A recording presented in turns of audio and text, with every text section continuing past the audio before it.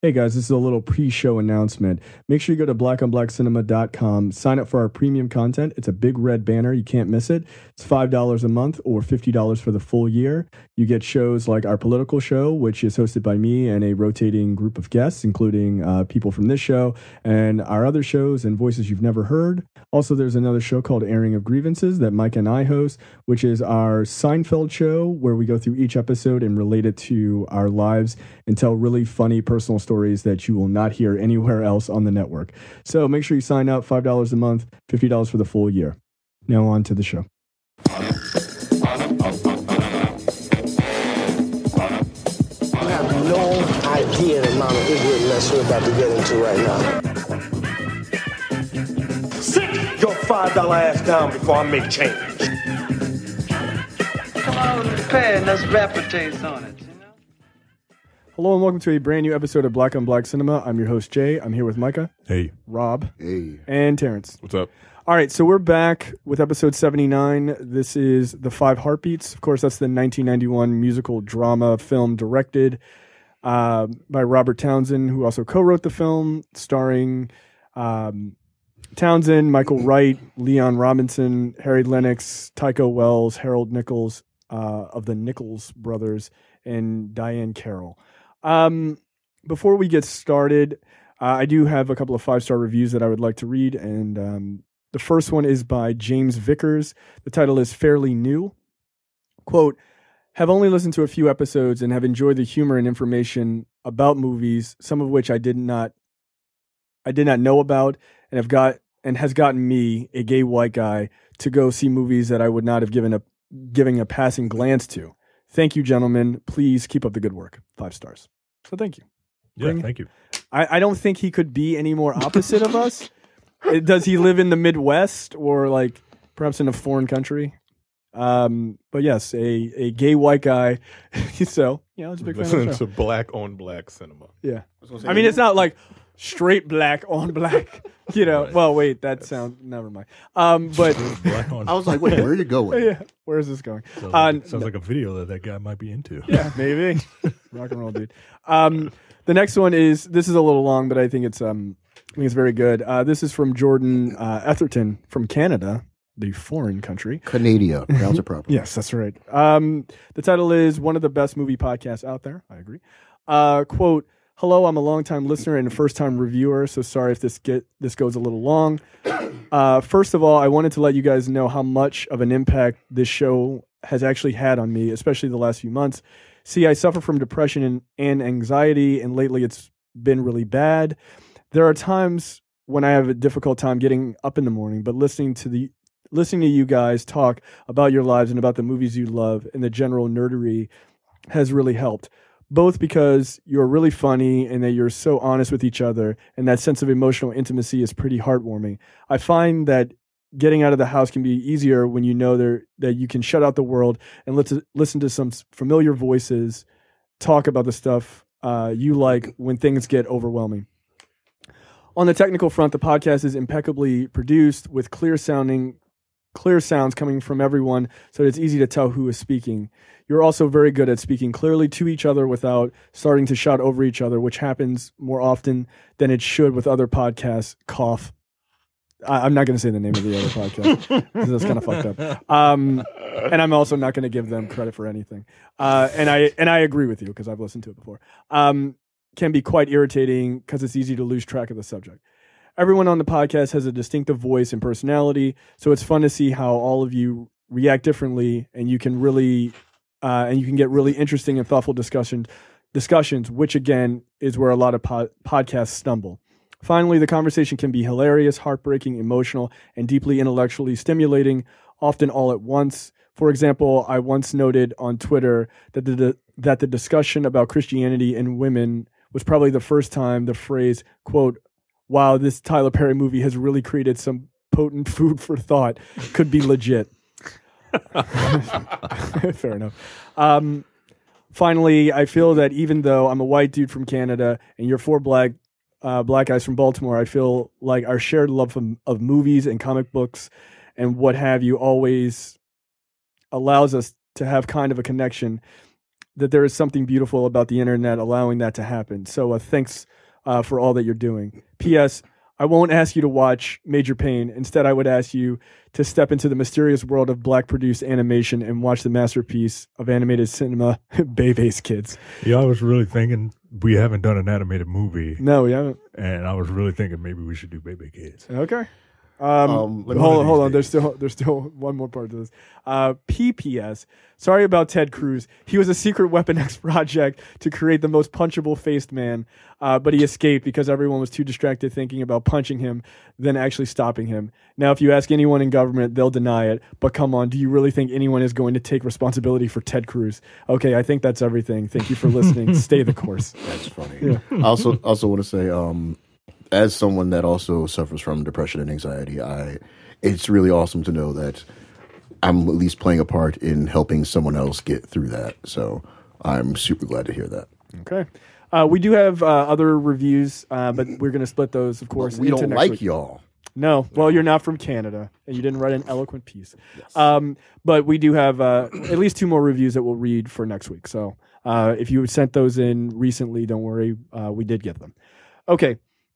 So moving back to the movie, this is obviously for the 5 Heartbeats. What did you guys think of this movie? We'll start with Mike and go around. I was 11 when this movie came out, and I had never seen it. I saw the trailer. I'm like, this looks boring. A bunch of old dudes, singing in a doo-wop group. I have no desire to watch this, and so I didn't until yesterday. And it's a pretty good movie. I actually really enjoyed it. Performances are strong. The singing in the movie is fantastic. The lip syncing is incredible. It's one of the best. It's some of the best lip syncing that I've seen in a film.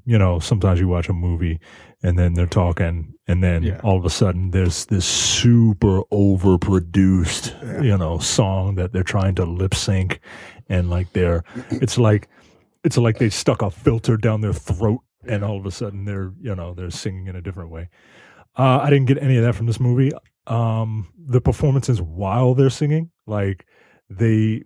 it's some good acting, because when you're singing, that's another thing. When you lip sync during a movie, you're lip syncing, you're not really putting any emotion or anything to it. But when you're really singing, you see veins and shit pop out of your neck, right? Because you're straining your voice to try and hit certain notes, and some of the actors were able to do that.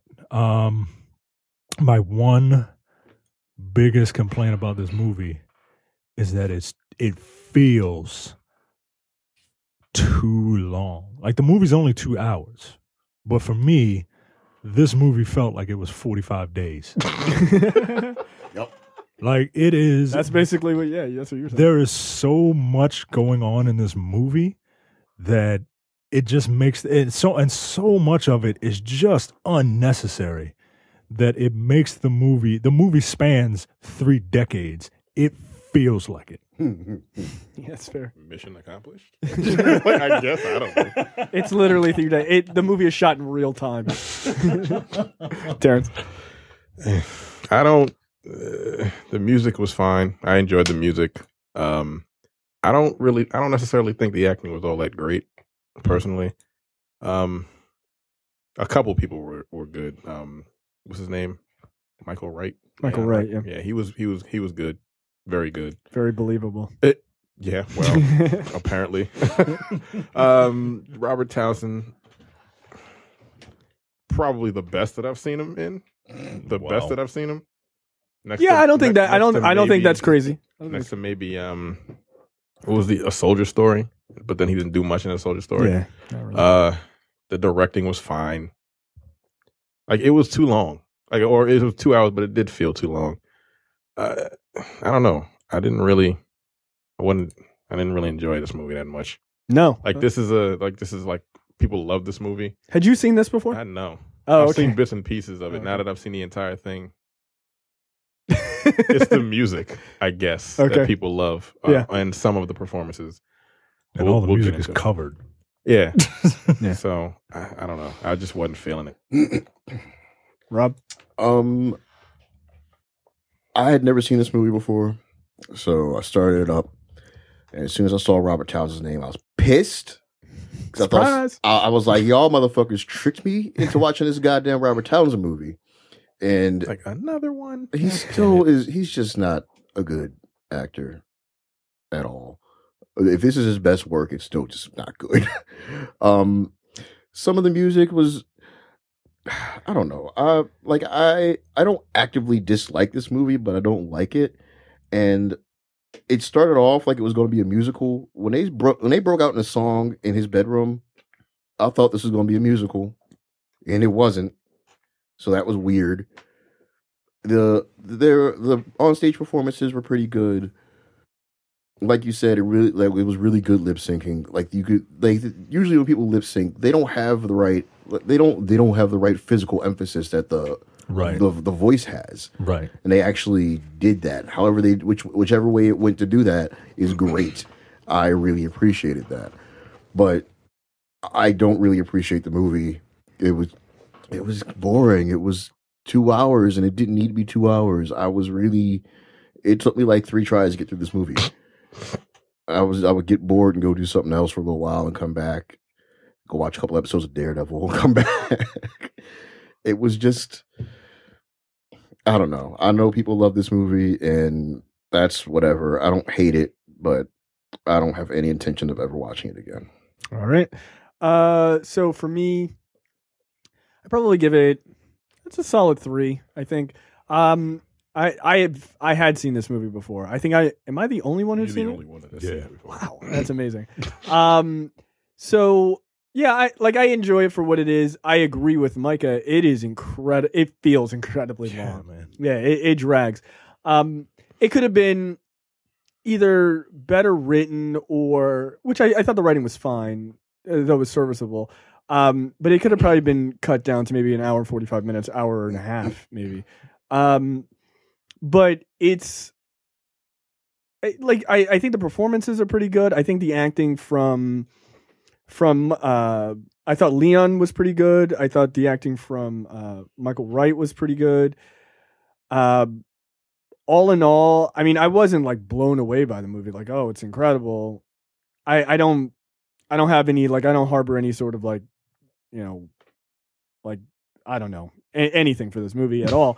But I don't know. I find the whole, you know, like this movie is sort of based on several different artists, like the Dells, the Temptations, Four Tops, Sam Cooke, James Brown, all of those kind of just saw their sort of stories all smashed together. I kind of love that era of music anyway. So for that, that kind of gives it a couple points for me. But yeah, I thought Michael Wright and Leon, and I thought Robert Townsend was fine.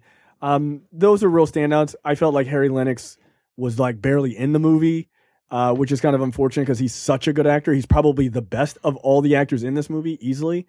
But I just don't think he got enough shine. But at the same time, I feel like the movie is also a corollary for all of their careers in general, because probably Robert Townsend. No, I'm not even kidding. Like, Robert Townsend is probably the most known name out of all of these guys at this point. That's not why I said that. No, but and then fucking Michael Wright, who was this great actor, just fucking faded into nothing. Harry Lennix did fine. He isn't fucking Superman. And what the fuck happened to Leon? He's got like 2 crumb snatches, as they refer to them, and like that's it. Like, oh yeah, that was my one thing that I do like about the movie. It's, as I said earlier, this is the Wire origins bubbles. That story. Look, Michael Wright's story in this fucking movie is great. It's really well done. But yeah, all in all, I thought it was about a 3 for me, and it's okay. By the way, this was also, I didn't realize Keenan Ivory Wayans co-wrote this with Robert Townsend. Yeah. Okay. Apparently, Leon is getting steady work. Is he? I'm looking at his IMDb page. He has 3 upcoming projects this year. He's on a television series called Recovery Road. He was in a movie last year called I Really Hate My Ex, in which he had 4 movies last year. Yeah. Or 3 movies in a TV series. Yeah, what was the quality of those movies? Look, man, that dude's getting work. Right, but the thing is... You know who ain't getting work? Michael Wright. Yeah. That's who ain't getting no work. Look, the last thing I saw Leon in, honestly, that I can even really remember besides this is Cliffhanger. The hell is Leon's last name? Robinson. Yeah, Leon Robinson. But he just goes by Leon now. because he's too fucking cool. I guess so. All right. Look, I could not for the first 15 minutes of this movie, I could not tell Leon and Michael Wright apart. Okay, thank you. You know what? That's true. Oh. Because I was like, which one is which? I'm sitting there watching. They're like the same fucking character in the first. It was 15 minutes. confusing because I was like, "Is that Bubbles? That's not Bubbles. Wait, it is Bubbles. Wait, that's not Bubbles." Because it was going between them. I do have to tell you though, like, not until I went down to sit down to watch the movie yesterday or this morning. You thought those niggas was the same person. I was like, I thought that Leon's character was the one who ends up like falling out of there. I was like, oh right. Well, the second I saw Michael Wright, I was like, look, I am 100% sure it's definitely that guy because he already looks like he's on crack anyway. So I was like, because we're watching this and I'm like, I'm getting frustrated because I didn't want to watch this to begin with, and I'm like, all right, I'm watching this like, who is who? Like, wait, I thought he was just on stage. Why is he in a gambling hall right now? Yeah. Like, what the fuck is going on? And then you're like, oh, well, they're brothers. Like, oh, okay. Well, then it's two dudes who look alike and they're brothers. Like, well, no. One is brothers with Robert Townsend, and then the other is just a lookalike. No, wait, what? What the fuck is going on? Anyway, trivia. Michael Wright's character's name. You remember his last name? Off the top of your head? Don't look it up. What is it? Eddie? What was his first name? Eddie. Eddie. Eddie Kane. Eddie Lightning. Eddie Kane, yeah. Yeah, it's not Eddie Kane. It's Eddie King. Yeah, For Eddie some- King. Yeah. Oh, because he said you want to. At the end, he says, I could have sworn he says at the end, he says, you guys want to still hang with Eddie Kane. I thought it was Kane. Yeah. Yeah, it was King. It's But King. the way he was saying Kang, like Martin Luther the Kang. Yeah. Martin Luther the Kang. And for some strange reason, IMDb thought that was worthy enough to put on their trivia list. I'm like, oh, all right. What, King, not Kang? Yeah. Oh. Okay. It's actually pronounced King, not Kang. But the character has a southern drawl. Yeah. Okay. Whatever. That's a hell of a trivia. And apparently this is Eddie Griffin's. This dude's country is shit. Trivia over. This is Eddie Griffin's first film. I didn't see Eddie Griffin Where in the this movie. fuck is Eddie? Yeah. He played some sort of ventriloquist apparently, but I didn't see him in the movie. I don't even remember. Wait, am I on crack? Yes. Did he play Bubbles? No, dude. You keep saying Bubbles. I'm like, Who's Bubbles? what the fuck is it? Andre The Wire. Royo. Andre Royo is Bubbles from The Wire. Yeah. I thought you were just trying to be funny. Yeah. No. Did you think they were the same guy? Yes. Oh, Jesus Christ. One's bro. light skinned and one is dark skinned. What are you You're talking fucking racist. about? You're racist against your own people. All you darkies look alike to me. I don't know what's going on. No, but even black. no. What? No, Bubbles from The Wire. Royo was like fucking Puerto Rican or some Is he? shit. Yes. I don't know. Andre Royo looks like DJ from Street Fighter. Fuck this movie. I hate it more. How did you think they were the same guy? Because I don't care about this movie. That's why. Hold up. All right, well, while y'all look that up, He is African American and Cuban heritage. Okay. while y'all look that up, That's fun. Really? Yeah, because I'm sitting there, I'm looking at his. He's literally 12 years younger than him. I'm looking at IMDb and I'm like, where's his shit? I know like he's been in other 5 movies. shades What lighter. the fuck? Yeah, I've met that guy. He looks literally nothing like And Michael he's like Wright. way shorter. Yeah. Michael Wright looks like he's pretty tall. I don't know how Andre tall they Royo are on camera. is That's he's funny. like a All short. right, let's move on. That's funny. And you saying somebody, you saying somebody looks way taller don't mean shit to me.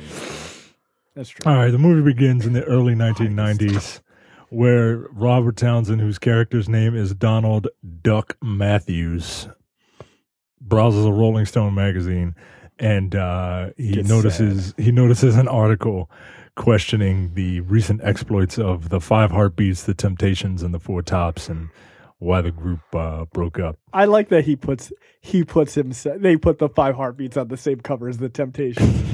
Okay. And they put them over top of everyone else. Yeah, too. exactly. Like, yeah, that's what would happen. Singing all their damn songs and shit.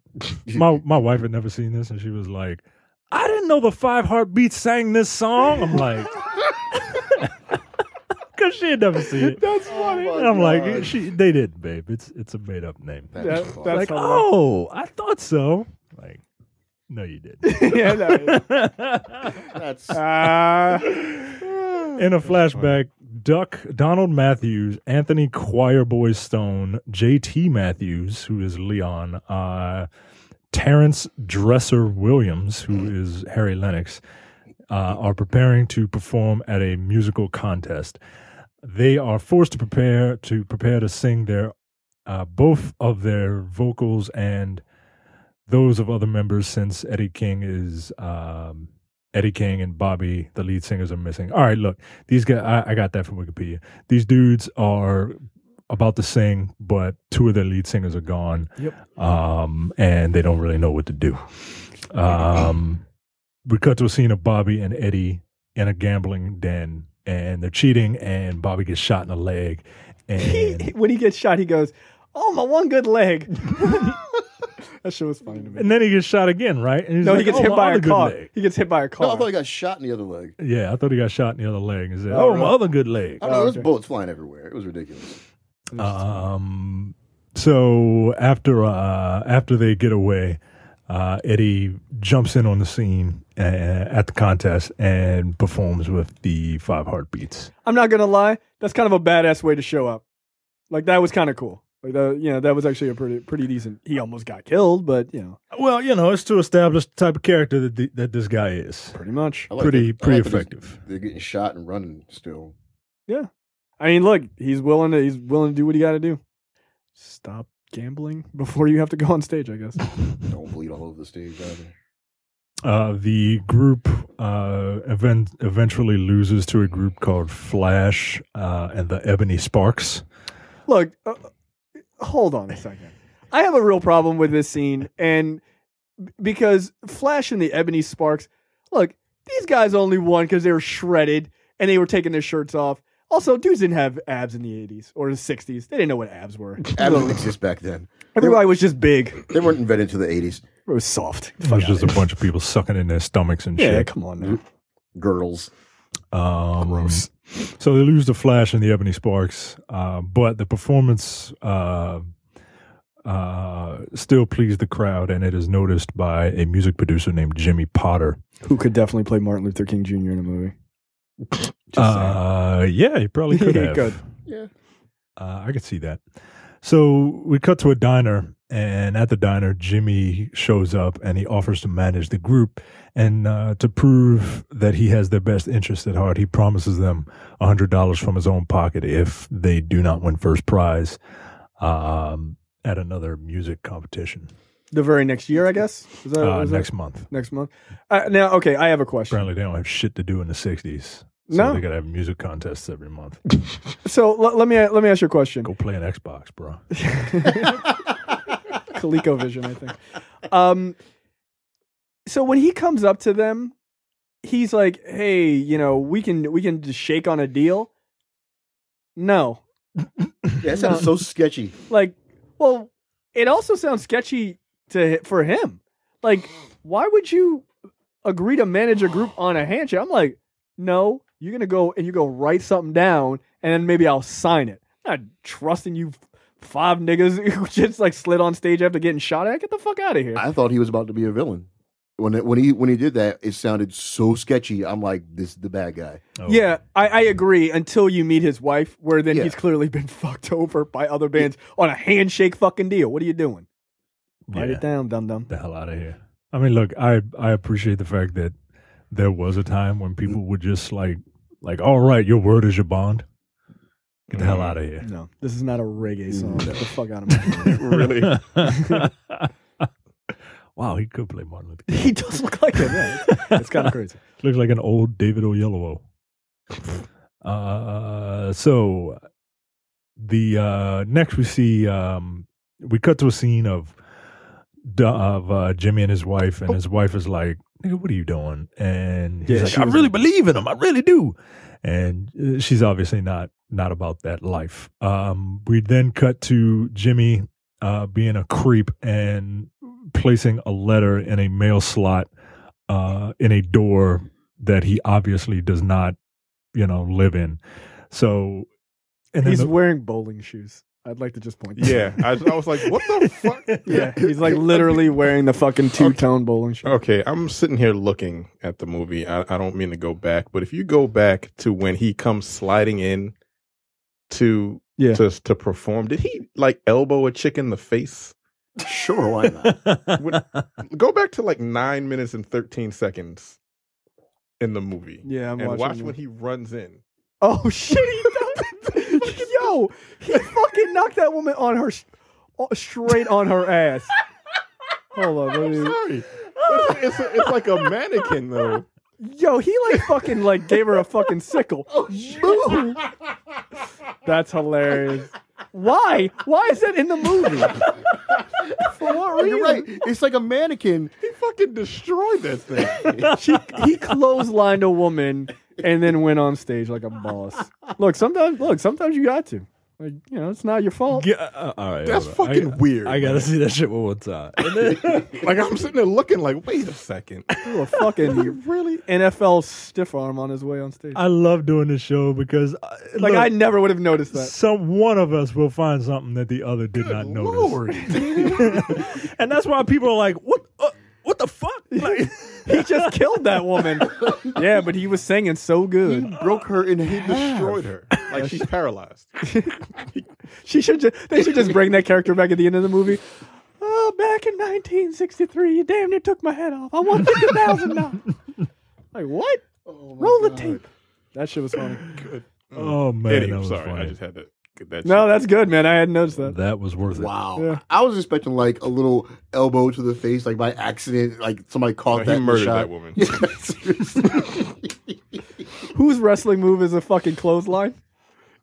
Like, take your pick. Yeah, take your pick. Like a classic Like the wrestling. clothesline from hell was Yeah, fucking JBL, JBL. did the clothesline from hell where he just basically got up from a prone position and just fucking Just took ripped your your head head. off. Yeah. Did he snap With a you in big half in meaty the middle of a arm. crowd? I mean, You might as well. yeah. Like that fucking clothesline from hell was legitimately like he looked like he tried to kill you.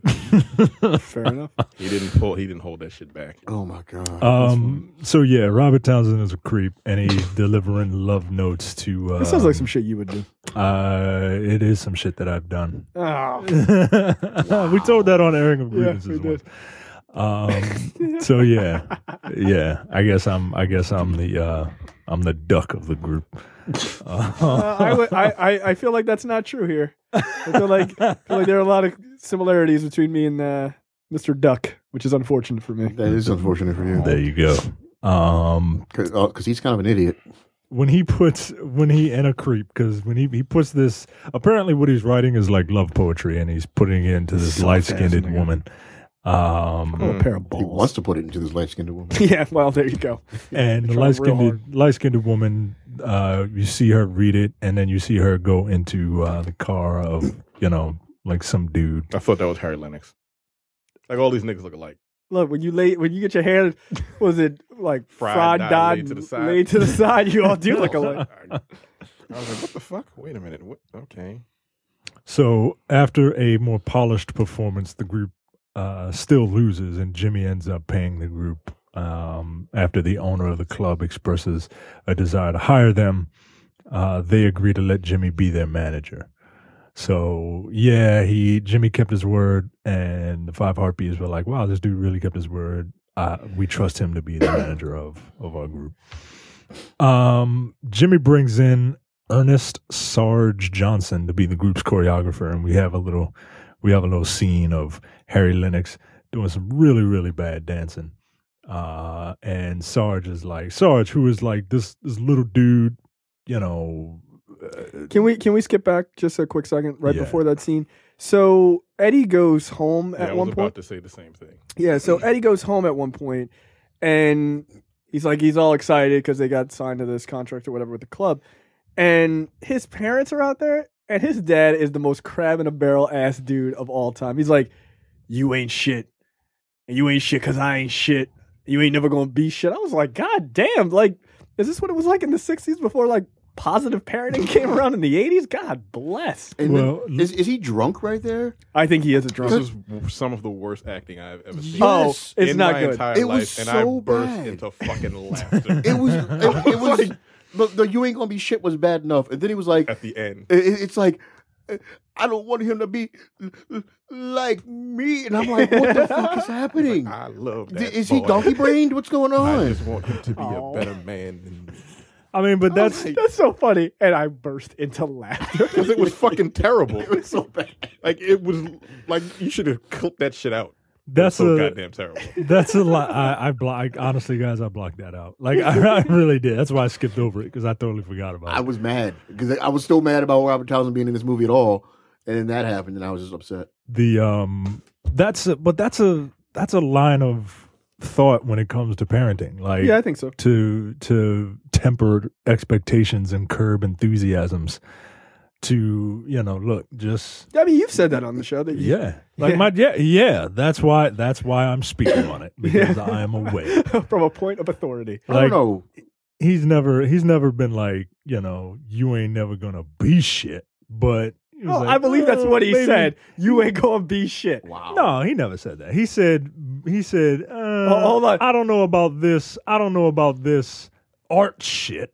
Like I don't. Do we have to pull it After Earth? Put it on pause. We listen to it and come right back. I mean, all right. No, Look, wait, if what we- are you talking about right They're now? talking about some shit. He on said Area no. Green. He said no. I'm talking about the character. His I know father his says father said you ain't gonna be you ain't no, gonna you're ever talking be about shit. his father. No, I'm talking Oh. about my father. Oh, okay. I'm like, what are we rewinding back? What's like, going on? pause this. Let's call him. Do you think your son is ever gonna be shit? No, I told you.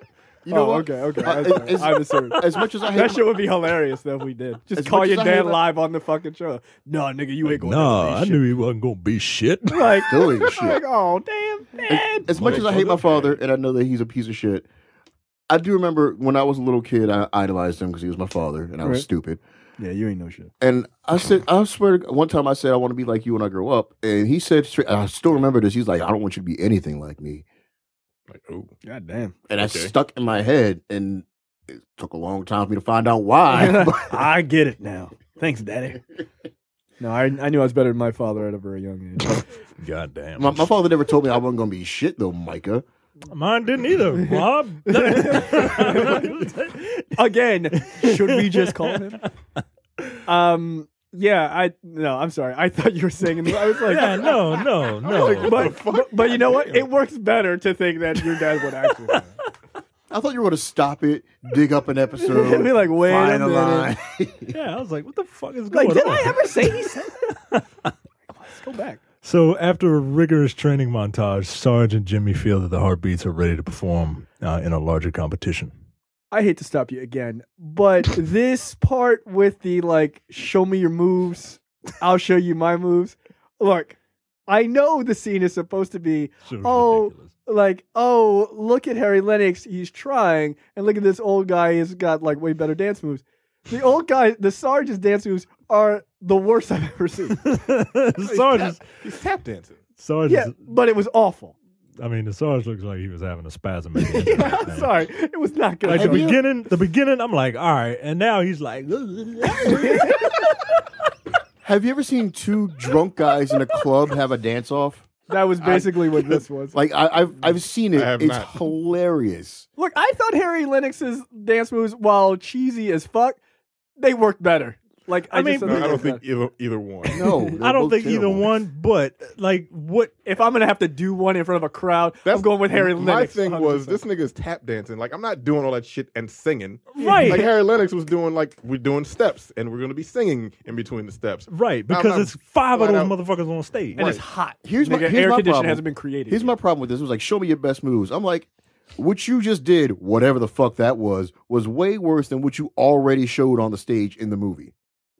Oh, Harry Lennox's Yeah. stuff. Yeah, everything they've already done was better than that. But I could see the nonsense that Harry Lennox was doing. I could see Right, you the could see a five group of them doing it. Right. Yeah. Like all this fucking flippity dibbity twirling around shit. Gregory that- Hines shit. Got Right. to sing at the same. Like, nah, nigga, I'm out of breath. I'm not Usher. I said I'm not Usher. This is ridiculous. Oh shit. Yeah, yeah. Sarge's dancing was not top notch. I'm just fucking old and black man. You can do Yeah, he was whatever you like, want. yeah. What did he say? That looked like shit. I was like, God damn. I do like that he like the old black dude just gets up and goes the fact that he's doing it at all, Yeah, good for him. Yeah, hold my cane. Like, okay, why do you have a cane? All right, Yoda. What the fuck? All right, they go get ready for a larger competition. So, Bird the Golden Lord, leader of the Bird and the Midnight Falcons. fucking Jadina's back, everybody. This nigga looks just like him. They witness the heartbeats rehearsing their routine, and Bird is concerned that his group could lose. So he asks his girlfriend to invite their friends and to boo the heartbeats. This is fucked up, man. Yeah, That's a fucked up thing to do. it is, but It would happen. I'm not above it. No, but you know what? You know what's worse actually than the women who are like cheering or whatever, which is a shitty move, but like I'll allow it. Is the introduction that the Five Heartbeats get from the guy? He's like, these guys say they're better than the last band and the Temptations, and everyone's like, nigga, fuck you. And everyone starts booing. I'm like, what are you doing? Well, the announcer was a cousin of one of the Oh, Falcons. well, all right. Well, fuck you, yo. Come on. That shit was fucked up. So yeah, and they are forced to use a piano player that doesn't know their song. And doesn't give a flying fuck. Or knows how to play the piano. Because it's like, clang, clang, clang, Yeah, that clang. shit was fucked up. I'm like, this is dumb. And he's looking at them like, I'm pissed off at you for looking at me and wanting better out of me. Yeah, so I'll do worse. I was like, what the fuck? Okay. So the Heartbeats perform "A Heart Is a House for Love." It's a good song. It's a very good song, and Created originally by the Five Heartbeats. this was the song where she was like, "Oh shit, I didn't know the Five Heartbeats thing." I was like, "No, it's not how any of this works." They're fictional. That's where you just look at her and say, "You're pretty." Yeah. I was like, "I love I you," love you, honey. and I have a funny anecdote to tell tomorrow. So. Robert Townsend is visibly frustrated at this fat ass on the piano, and he shoulder checks him and knocks him off the piano and starts fake playing the piano because Robert Townsend doesn't know how to really play the piano. Doesn't know how to act either. Clearly. And meanwhile, Choir Boy's getting tomato cans thrown at him. Like, man, they hate this dude. God damn. I thought they brought tomato cans. Yeah, like what? They're like, load up the truck. We're going to see a performance. Why? So What kind of trope is that? Niggas is throwing tomatoes on stage. Where do you get them from? I think people just bring like just a bunch of haters just are ready to. That's the bring most tomatoes. hateful shit of all time. Tomatoes. Produce to a fucking performance. Nigga, grab the celery. Bro. We're going to see DMX. Like, why? Like, doesn't make any sense. So once Robert Townsend kicks Junior Seau over there off of That guy's dead. Oh, all right. Once he kicks I can't think of another name. Once he kicks that fat piano player guy off and starts fake playing the piano, Eddie pulls out the mic and starts singing his ass off. Yeah, Like, he you does. See veins and shit popping This out. is my favorite scene in the movie. I gotta This say that. shit was hilarious. Yeah, and look, you might as well call the front row Splash Mountain. As fucking wet as that chick was in the front. She Fucking- couldn't even sit her ass on the seat. Fucking fake Tisha Campbell could not hold that shit in. She was like, the faucet was on full blast. Open, all the way I open. was like, this is absolutely Her ridiculous. fingers are curling up because they can't show her toes right now. You know them toes are curling. Like Eddie, at one point, Eddie picks her up on stage, kisses her, and the second he kisses her, she just bam, she collapses. Cause That shit was funny. I have to admit, It this scene is was. really great. like the only reason we didn't clip it is because it's more visual. It's just all singing. You know? Like it's all singing, but it's more visual. This is one of the best scenes in the movie. She was just like, oh shit, oh shit. Her fucking knees buckled. It was funny. She does look like Tisha Campbell from Little Shop of Horrors too. She does, man. And everybody gets their little thing, you know what I mean? Like Choir Boy comes out and starts singing soprano and shit. Like his balls just did not exist. So watching in the audience is Flash, the leader of the Ebony Sparks. And the Heartbeats win the contest with a standing ovation, and they catch the interest of Big Red, who owns Big Red Records. Look, if this nigga's in your movie, he's the bad guy. What else has he been in? Because he was the bus driver He was in in Speed. Speed. He was a bus driver in Speed, which he wasn't a bad guy, which is the only thing. He's been shot. Yeah, he's been in a bunch of things, dude. He's always the villain. He's a shady ass dude. For some strange reason, and this does not make any sense. What is it? Hawthorne James? Yeah, It's a cool name. This does not make sense in any way, shape, or form, but it, for some reason, this dude looks like the personification of the Audrey 2 from Little Shop of Horrors. Like, he just does to me. I have no idea why, but I don't know either. I can see him just say, oh, come on, Seymour. Like, I can see him doing that shit, man. Damn. Oh shit! You know what? He was, It's just something about it, man. Yeah. It's something about him. I don't know if it's them big ass lips. I don't know if it's that voice. I don't know, man. I think it's that slick bullshit nature of his. Yeah, man. he was in Seven. He was in Amistad. Amistad. He was a What? he was a Creole He was cook. Kevin Spacey in Seven. God damn it. What? He said he's always the villain. Yeah, he might as well have been. I like that movie. It's twisted as fuck. Who but was I he in love it. Seven? No A idea. victim? Probably. No, he was the cop who worked at the library in Seven. Because remember the guy's playing you. Have you never seen Seven? I've seen Seven. You know what I remember of The Seven? guy's playing poker upstairs. The box. What's in the box? I remember the fat guy, and I remember what's in the box. You don't remember the big dildo? No. It was a giant knife. Yep, I remember that. That movie is twisted as fuck. It's I so good. used to like that movie, and then something stupid in it I noticed later pissed me off, and then I got dumb about it. Is the fact that he didn't have any fingerprints. Yeah, he burned his fingers off. Yeah, but your whole hand is a fingerprint, so it don't matter. Wow.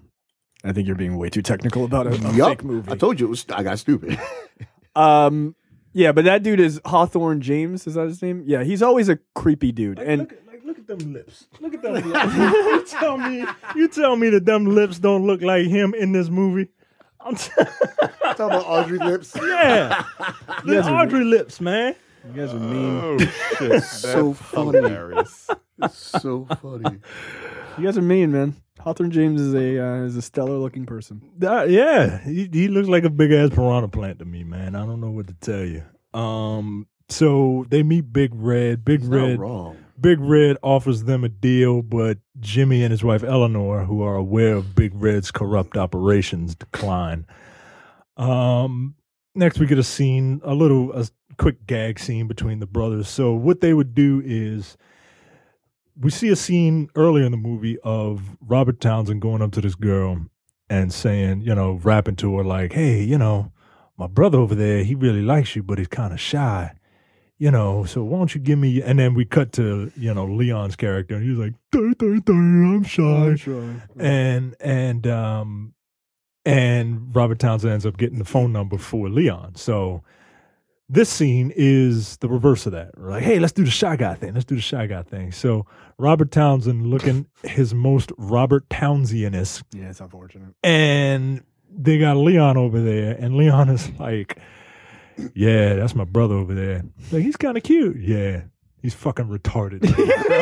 Yeah, basically what he did to her. So And she's like, yeah, you know what? He do look kind of retarded. He does look really stupid. I'm like, Oh, come on. Like 2 seconds ago, you were like ready to like blow this dude in the back In of his the fucking defense, restaurant. he was just saying he's real shy. He don't know what. He didn't call him stupid. The girl was like, yeah, he was No, she says he's not. He says something fucked up about Robert Townsend, like he's kind of dumb though, or whatever. She's like, yeah, you right. He do look kind of dumb. I was like, but don't do honestly, I think that's how this would go when some slick dude walks up to a girl and starts talking about, yeah, look at my shy brother. And your shy brother's over there going, Hey, she was about it, man.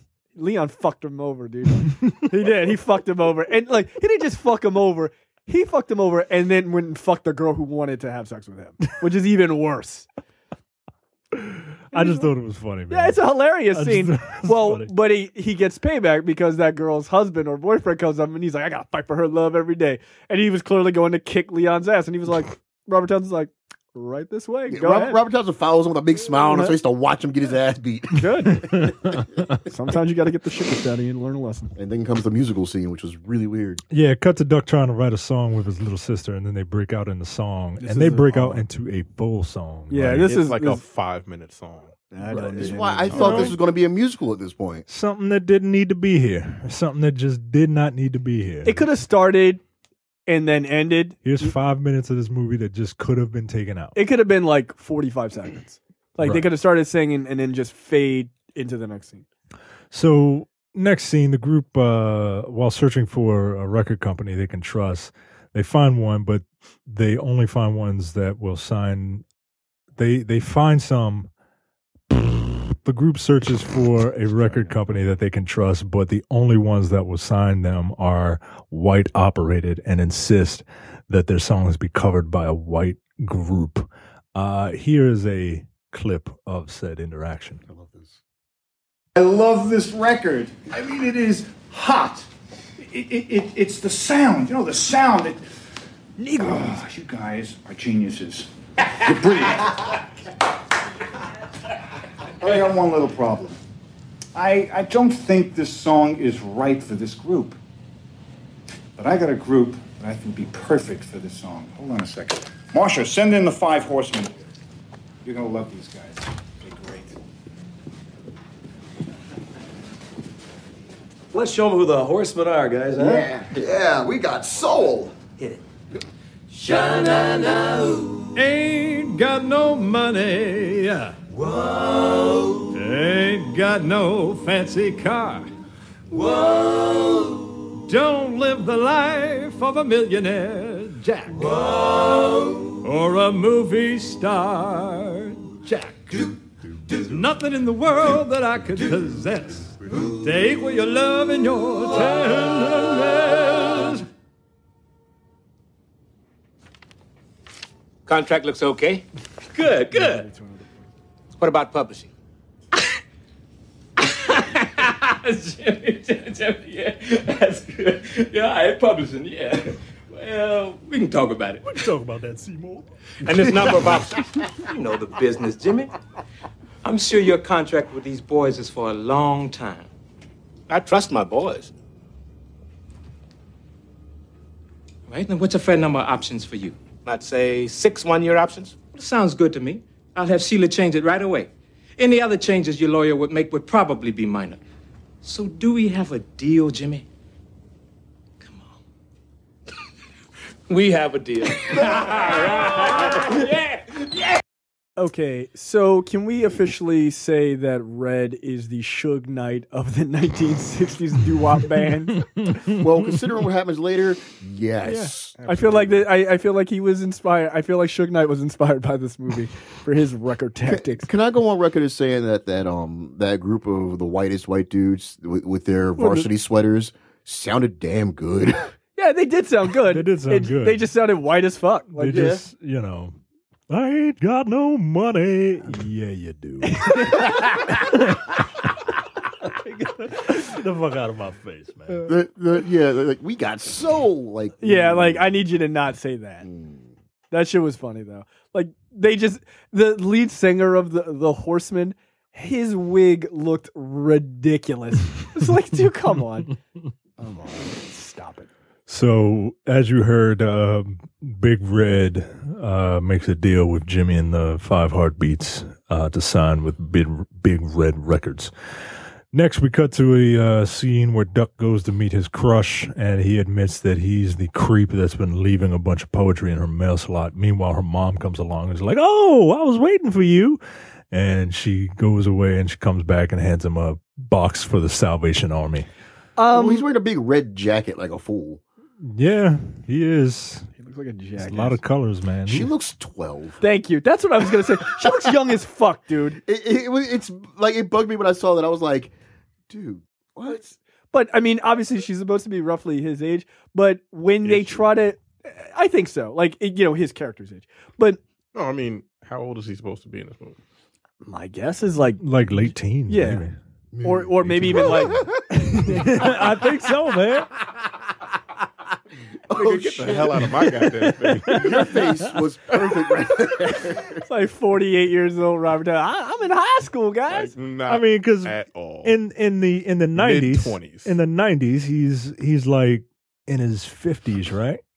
So this is what, 60 what? No, 65? Robert Townsend isn't in his 70s.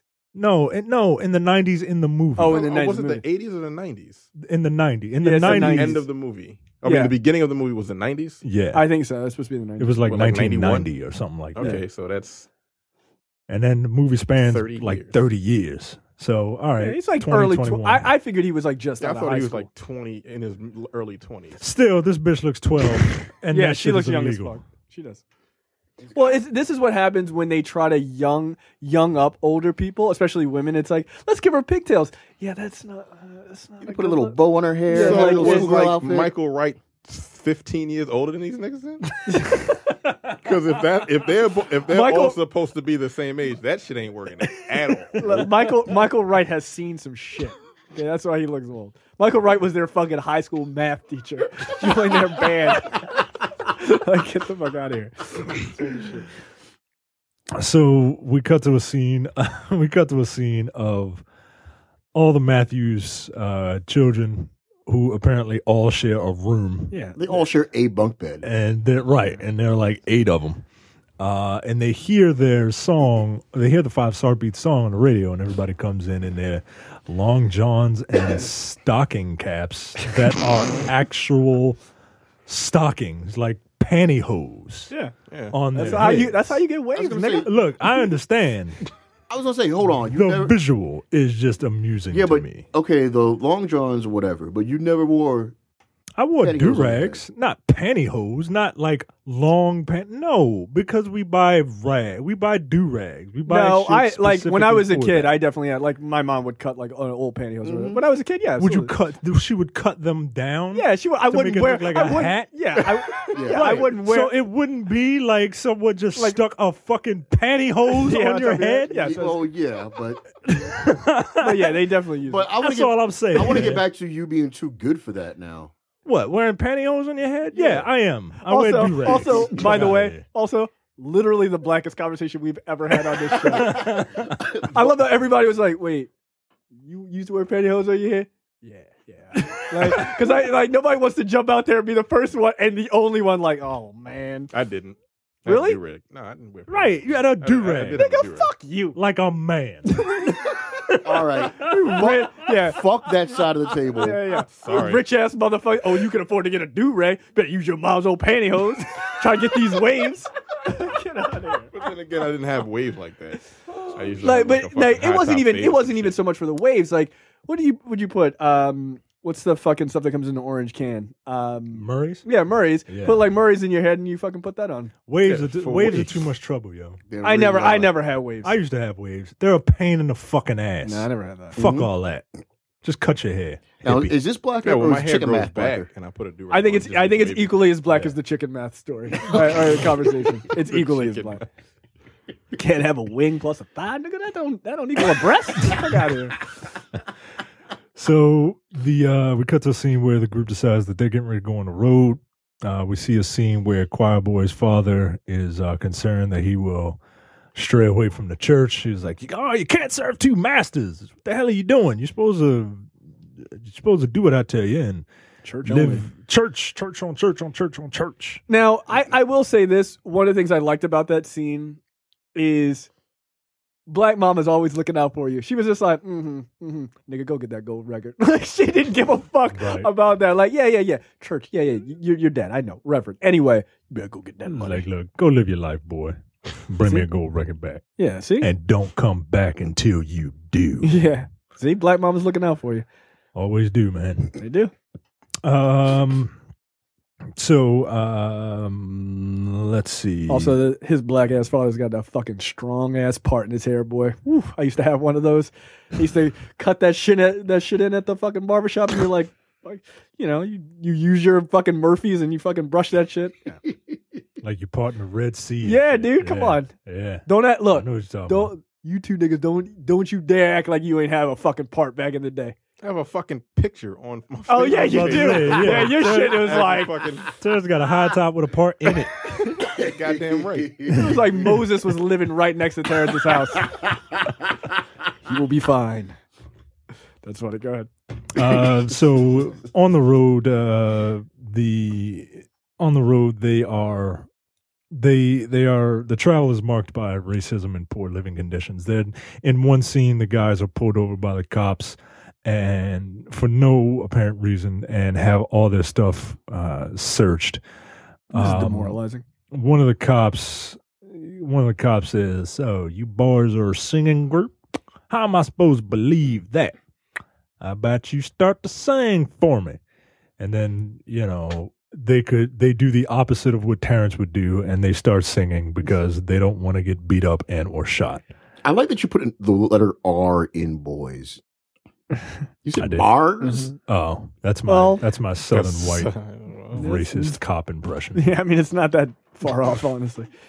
Yeah, I don't know. Yeah, you'd have got knives. You'd have got all of us killed. Yeah, shut the fuck up, nigga. You better harmonize. We can make it home. This scene was about as real as this movie got. Yeah. I mean it's a pretty honest scene. It was like, and then what you call it? I almost call him Lou Gossett Jr. for some fucking reason. Oh, what's his dumb name that I hate? Robert Townsend? There you go. Was sitting in the back of the car singing. Oh, America the Beautiful. Yeah. Or the Star Spangled, whatever. Fucking. Which he stopped just before we got to the part about brothers, which was interesting. So I was like, message. Well, I thought this movie was going to be. I thought this movie was. Keenan Ivory Wayans wrote this, didn't he? Yeah, he did. Yeah, there you go. I thought this movie was going to be about that message for like the rest of the way, but it was just like, and done. No, they got just enough controversy and then back on the road. They did a little bit more later, like coming up soon. Oh, that's true. So while in Macon, Georgia, we see a bus pull up and Dresser's girlfriend gets out because she's going to visit him. And a representative from Big Red Records comes. Now, the rep says that Big Red wants to market the group in a way that white people and black people would buy the record, and he shows the group the new album cover. Hey, look at you, boy. You guys look great. New suit, man? Feels good to be out of the city. Nice bus ride's just what I needed. Record's doing real well on the charts. All right. We're just about to release a second cut. Big Red sends his best. Yeah, but did he send a paycheck, man? That's what I want to know. Got him right here. Yeah, hey, now you tell Red we need some more money. Because I'm tired of staying in these sleazy hotels. The toilets don't even work. You got the reports on the record sales? Got him right here. All right. What about the album cover? Yeah, the album cover. Yeah, I got it. All right, let's see it. Now, Let's see it. Yeah. Now, first of all, Big Red really believes in you guys. And we decided to change the cover a little bit because we see the big picture. Negroes and white folks buying this album. Oh, I like that idea.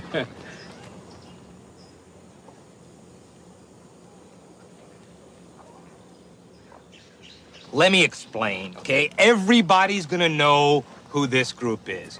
We just felt that the picture wasn't as important as it was that we succeed in crossing over. I want my boy's picture back on this album cover. It's too late. Yeah, well, we'll see about that. A lot of bull, man. Why do we have to cross over? Why are niggas always crossing over something, huh? I mean, what's the matter, huh? They can accept our music as long as they can't see our faces. Man, take it easy on the dude. It's Big Red's idea. And it's a good one, too, man. First we build up a strong crossover audience, then we can come out strong. That's bullshit, Jesse, and you know it. Crossover ain't nothing but a double cross. I mean, once you lose our audience, we're never gonna get them back. Next thing you know, they try to change our sound. Have us sounding like white boys. And white boys sound like niggas. They the ones making all the money. Tell me something, huh? How come they never cross over to us, huh? I never seen 5 niggas on Elvis Presley's album cover. Let's keep our tempers here. Now, come on. This isn't a racial issue. We all have to look at the big picture. Man, fuck a big picture. If they can't accept us for who we are and what the fuck we look like. Come on, man. What are you doing, man? Man, Terrence, you were really angry in that scene. That was probably my fuck up big picture. It was probably my favorite line Now- of the movie. Now, I want to have a conversation here. Harry Lennix says The light skinned one. the one closest to white. You know what? Fuck y'all. No one said anything about you. You don't have to say anything. No one said anything about you. No one listening is gonna know about these 3 niggas staring at me hard as shit. So looking like at my- their I was looking eyes at are my coming out the laptop. back of my own head. Ain't nobody say your name. Before we go further, fuck you. Before we go further, I just want to point out, because people at home might not know, that this album cover had the whitest looking family That shit in the was world. hilarious. Yo, on a come beach. on. It was They like ain't a even- white family on a beach. I was like, what? In a heart. Like they didn't even have black hair. That's how non-black they were. Blonde with their blonde dog. Yeah, that shit was crazy. funny. It was like, oh, this should have been the cover of what was it, the Horseman's album. Like Oh that my shit was God. ridiculous. So Harry Lennix says Harry Lennix doesn't seem to have a problem with the album cover, and he buys the idea that that look, if you got to do that to cross over, then we got to do that to cross over. Once we cross over, we'll make it big. Do you think that his opinion has any type of validity or like realistic? Do you think that he is just in that opinion? I mean, it's an opinion, but you know what I'm trying to say. Yeah, no, I think he is. I don't think he's right, and I don't agree with it, but I understand where he's coming from. I mean, if you're looking at what time in which they exist right now, it's like what, the late 60s maybe? It was like 66, 67 at this point. Okay, so yeah, in order for them to really cross over, if crossing over is your goal, which selling more records is your goal, they're more white people, so crossing over is how you get really big, like the Temptations or something like that. But at the same time, I'm not sure the Temptations had to do that. I have to look up their album covers, but I bet there's not a fucking random ass white family on fucking vacation. But yeah, no, I get Harry Lennix's point. But no, I mean, ultimately, fuck that, because it's not who you are. You're selling out to make it, which is not making it to me. I'll throw this out there. The guy already said it's too late, so maybe he was just trying to make the best of what's already happening. But the white dude, the white dude that showed him the. Yeah, well, not the white, like Harry Lennix is like, well, it's too fucking late. What you gonna do? Here's the positive spin you can put on a situation you're already stuck in. See how they stick together? And you mad that we stared at you? And you mad? You brought this on yourself. This right here is why we got to stick together. Yeah, The thing about that it- is also a valid point. Now, the thing about it is, okay, you have that record, that fucking cover. Okay, a white couple buys it and they listen to it. Yeah, They know really. goddamn well, them niggas ain't fucking black, ain't white. No, not Not even close. So, But they bought it. They bought it. Site. too late. Well, I guess you can you listen to the record in the store Probably before not. you? Not then. This ain't sound Technically, good. I mean, they still got like phonograph. That's what they use, right? Phonograph. What do you think? It's 1860. I don't know. I was born in 1981. Fucking cranking the phonograph. Big ass But they horn on it. had fucking record players. Like, can I listen to this before I buy it? You couldn't do that back in the day. I mean, it's a fucking record. It's not like it's sealed. I'm sure. I don't know. But I don't. Maybe. I don't understand the logic. Like, you take it home and you bought it. Okay, fine. But now you just hear a bunch of Yeah, but niggas singing on this. Right, but I think that was one Is of the that the points, point? right? It's like Oh, this white looks people. whole- White this people looks didn't have wholesome. A white family. right, but at singing. the same time, white people didn't have a problem listening to our music at that time. They loved listening to music. They just didn't want to see us. He's got a point. I mean, that's even the point he makes, right? So it's like once you get just get it in there, and maybe they don't. They didn't need a fucking picture at all at that point. Then just put the 5 heartbeats, whatever the fuck. Right, you didn't have to put like that picture's fucking dumb. It doesn't make any sense. The picture's offensive. It's fucking ridiculous. By the way, so I'm terrible. looking over all of the Temptation albums on Spotify. I have not seen a white person on one, and I'm already back to 1975. I'm still Have you going. seen a black person on Elvis Presley's albums? 5 niggas on Elvis Presley album, which maybe that would get me to give a fuck about Elvis Presley. Nah. Nope. You're right. Nah. If Michael Jackson being married to his daughter couldn't give a fuck about Elvis Presley, nothing will. I still love the epic rap battle of Elvis Presley versus Michael Jackson. Oh, I've never Had watched one of that. those. Yeah, it's so good. Did Elvis Presley just say nigger 14 times and then drop the mic? Elvis Presley was a racist, guys. Did Elvis Presley die of heart failure after eating a bunch of fried chicken with like peanut butter and shit? Yeah, he used on to eat sandwiches with peanut butter and bananas that were deep So fried. you guys don't know the Good. most popular theory about what was going on with him? and that he wasn't fat. It was stomach blockage, and that was all shit. Yeah, I've heard that. Good.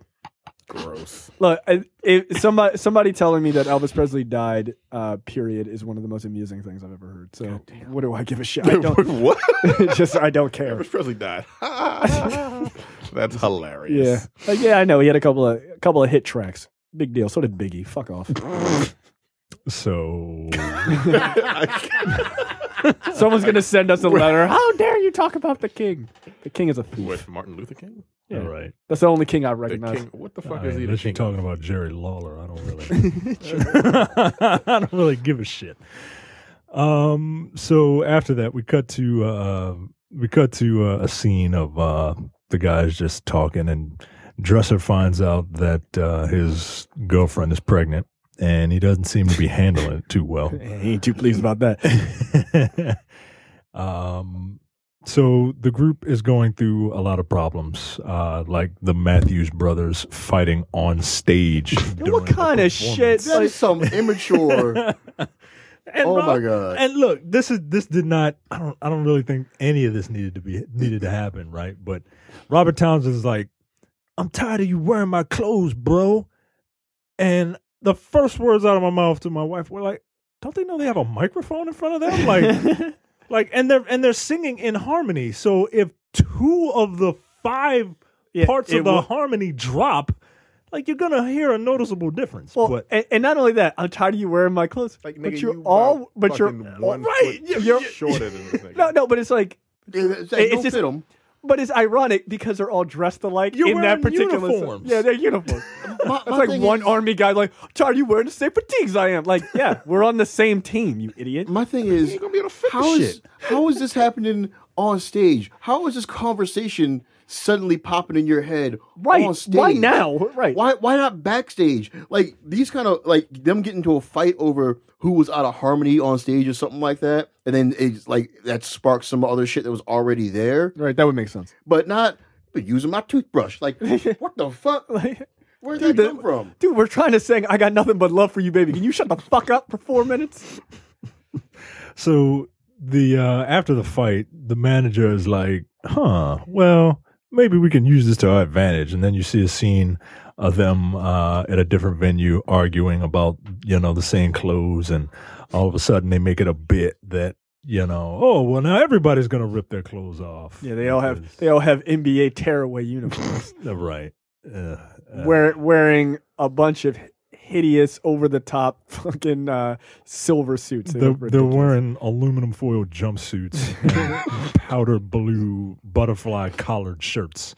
Dude, look, there's a lot of great music in this time, but look, y'all niggas dressed like fools. You did. Yeah. Not all the time, but in this particular moment, you did. So we see a montage of their success throughout the late 60s. The Five Heartbeats received numerous awards, charting several hits and being featured on magazine covers like Ebony, Jet, and any other synonym for black you can think of. I never caught that. Jet as in jet black? You never got that? No. I never thought about that. That was about planes? I just never thought that. Oh my god. Oh my I never thought about that. I caught that when I was a kid. I never thought about that. That's really fun. I never thought about that. Wow. I just never thought of that. I can't even at all. Really? Right now. That is amazing. Yes. I didn't know that. But wait a minute, where did the term jet black come from? That's gotta be some shit. sort of racist thing, right? It has to be. Really? Is that has what to it be. comes from? Jet black? Yes. Yeah. Like, I mean, that makes sense. Now that's why you're the stupid one in this movie. I'm the Robert Townsend. Oh my god. I don't want to be, but I am. Dumbass motherfucker. I'm the leader of the group. I'm oh also the group. man, And you're looking it up to make sure. I'm looking up on Jet's Wikipedia page. I've never heard that. that was funny. Red Fox once referred to the magazine as, quote, the Negro Bible. That's sad. Yeah, it is. Wow, their total circulation is only 700,000. Oh, I didn't think Jet magazine existed anymore. Did they? I believe as of 2012, it did. Well, that's 4 years ago. It seems to be still around. It doesn't have a death date. Do an image search for Jet Black. Oh, I'm not doing that. Well, while y'all do that, Eddie, we Really? see Is it, is that what that means? I believe that's, like ebony is brown and or a term for, Yeah, no. it's a category. For Yeah, no, I black get, corn. thank you. So, I get essence. I even get essence. I mean, essence just sounds black to me, but maybe it's just because of the magazine. But jet, that's kind of funny. I just never thought of it. Yeah, like Jet Black. Like my dad used to call it Jet Black magazine. Really? Yeah, because it's Jet. It's a black magazine, Jet Black. Oh, jet magazine. is a mineral, apparently. A black mineral? Mineral? The color jet is a representation of the color of the mineraloid jet. Did Jet have a bigger dick than the rest of the minerals? Yes. It's shaped like a penis here. Like, I don't know. So then it all makes sense. So jet is actually there you go. The more Hey, Jay, you know. Hey, Jay. type of lignite. Do you know why they call themselves Onyx? Yes, I know. Fuck off. Because they're big Pokemon fans? Yeah. I don't even know what that means, but okay. Fuck you. Oh, shit. All right. Y'all niggas ain't shit. We'll deal with you later, Harry Lennix. Fuck you. We see scenes of I didn't know that shit. we see scenes of the gang, like the Matthews boys bought their family a house so that they can all stop living in that 2-bedroom apartment. Yeah, no kidding. And then we cut to scenes of Eddie abusing alcohol and cocaine, causing him to miss rehearsals and performances, as well as losing his girl. That's a shame. She's cute. It's a big ass family. So we cut to a scene that we're about to play for you of the 5 heartbeat or 4 of the 5 heartbeats looking for Eddie, and they find him in a trashed hotel room. Eddie, get up! Eddie, get up, damn it!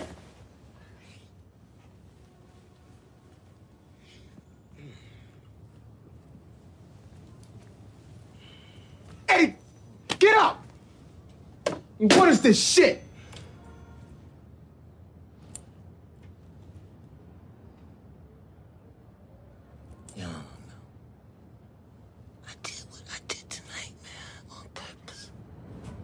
Jimmy, man, he on some kind of motherfucking power trip and shit, talking about replacing people.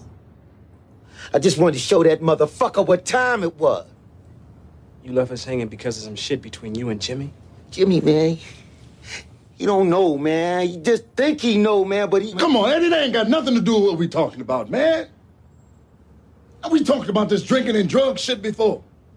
You said you was gonna quit, so we left you alone, thinking you would calm down. Just 'cause I have 1, 2, maybe 2 drinks sometime, what, I'm an alcoholic now? What happened to Baby doll? You're worse than your old man. I've been your mother. Get off! You worse than your old man. Fuck you, nigga. Alcoholic. Alcoholic. Alcoholic or something. The fuck is an ACA? So yes, Choir Boy is feeling himself. He's like, oh, I know all the I know all of Eddie's parts. I can sing Eddie's stuff, and now he's the lead singer. And he dropped the moniker of Choir Boy, and now he is calling himself Rock because that's not something insecure. Yeah, no kidding. Look, unless you're built like The Rock, you can't call yourself Rock. No, you're a pebble. Get the fuck out of my you face. pick up trash for a living. Oh. And even then, it's not spelled properly. I love that show. I do too. It was a great show. Do y'all like it because it was set in Baltimore? I like it because I appreciate it a bit more because of it. Yeah. I just like the show. We used to I don't mind the show, by the We way. give a fuck about Baltimore when that show was on. Yeah. Were you even living? You weren't living here, were you? When did that show? I don't believe so. Early 90s. No. I was in middle school. I know that. It wasn't a very Baltimore show, to be quite honest. No, it wasn't. The only thing I really remember. Way too well spoken. Yeah. I mean, Charles S. Dutton is from You Baltimore. mean like everybody on The Wire? Yeah. Well, no, there are a couple people. You could tell. You could tell. Yeah, the local actors. Yeah, when they had Tell a couple the of local extras, Hey, yo, cheese. Yeah. What you doing, yo? it was so obvious on that show. Yeah, they had like that white like fucking cop from Dundalk. I was like, this motherfucker is from here. Right. Like I always tell people, if you watch that show, the first season, the entire cast tries to say Baltimore with a Baltimore accent by saying Baltimore, and they fail at it horribly. Second season, they just stopped. Yeah, just don't even. Somebody bother. said, "Hey, do no." that shit. No, Sorry, you don't have to. the only thing I really remember about Rock is because it's about a trash man. If you've never seen the show back in the day, but in middle school when that show used to come on, the middle school I used to go to, like when we had lunch every day, the principal would go around and be like, "Hey, Johnny, random student, push the trash can around and collect the trash for everybody." Rock. Yeah. Well, no, we were even worse than that. We would fucking start singing the fucking theme song. Oh shit. Every time, dude, we were fucking assholes.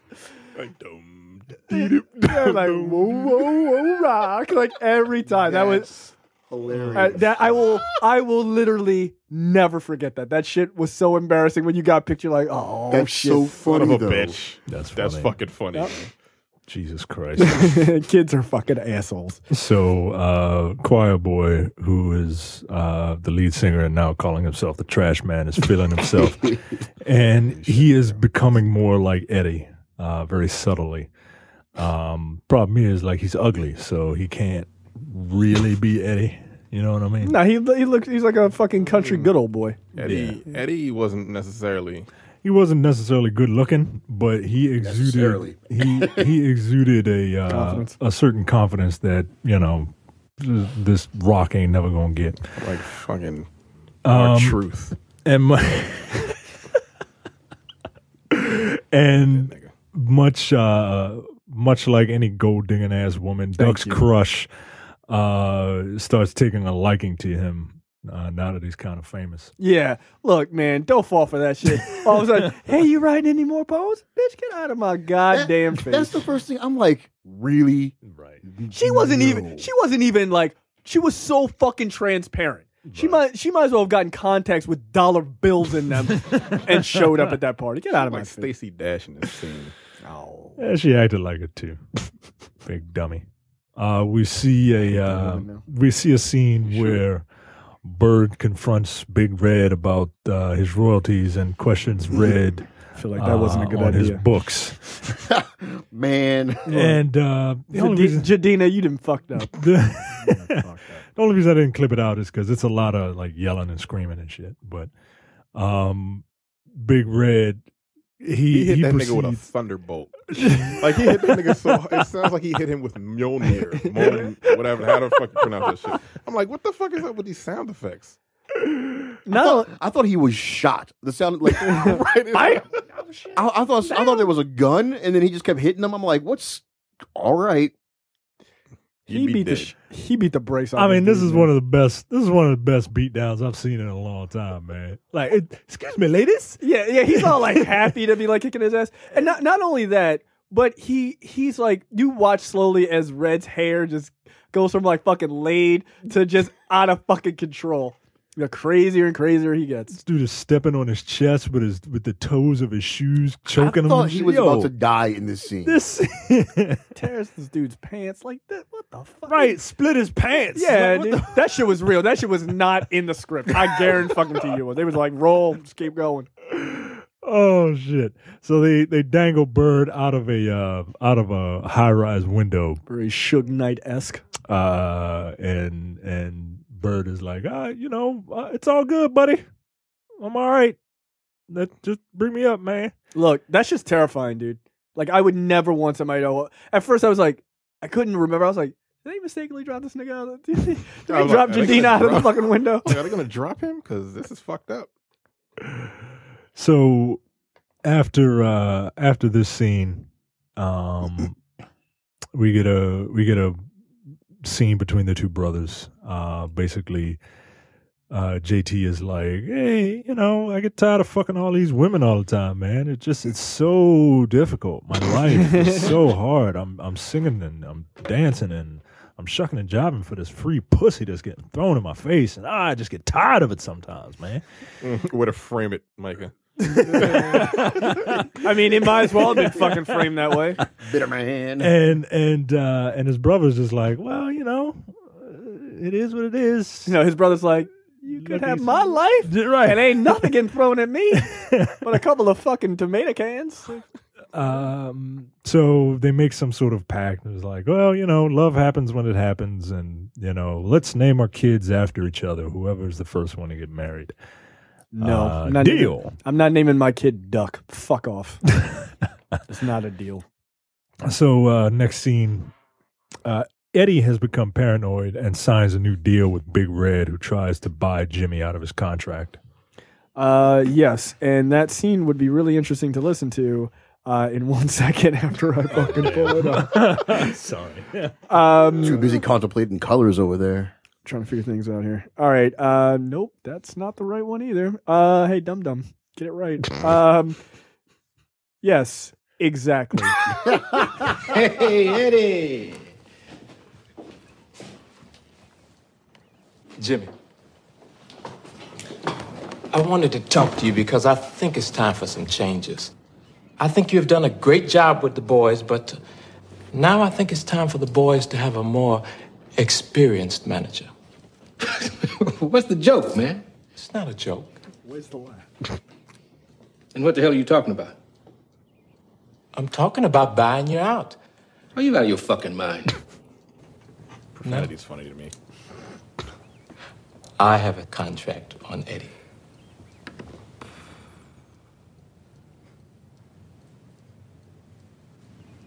Eddie, what the hell is this all about? Jimmy, you know goddamn well what this is all about. Hey, baby. I don't need no manager out there trying to replace me. You ain't out there singing and dancing every night. Jimmy, you don't do nothing but get paid.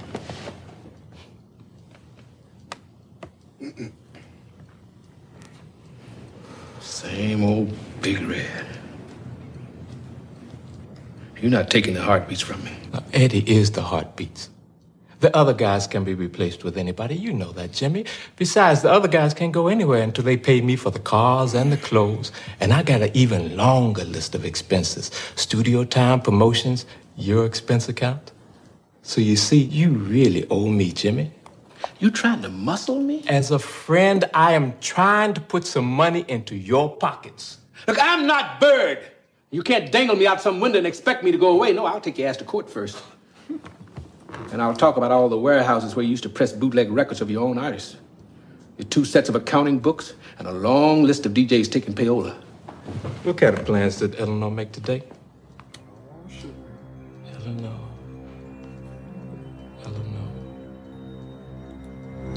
I really like Eleanor.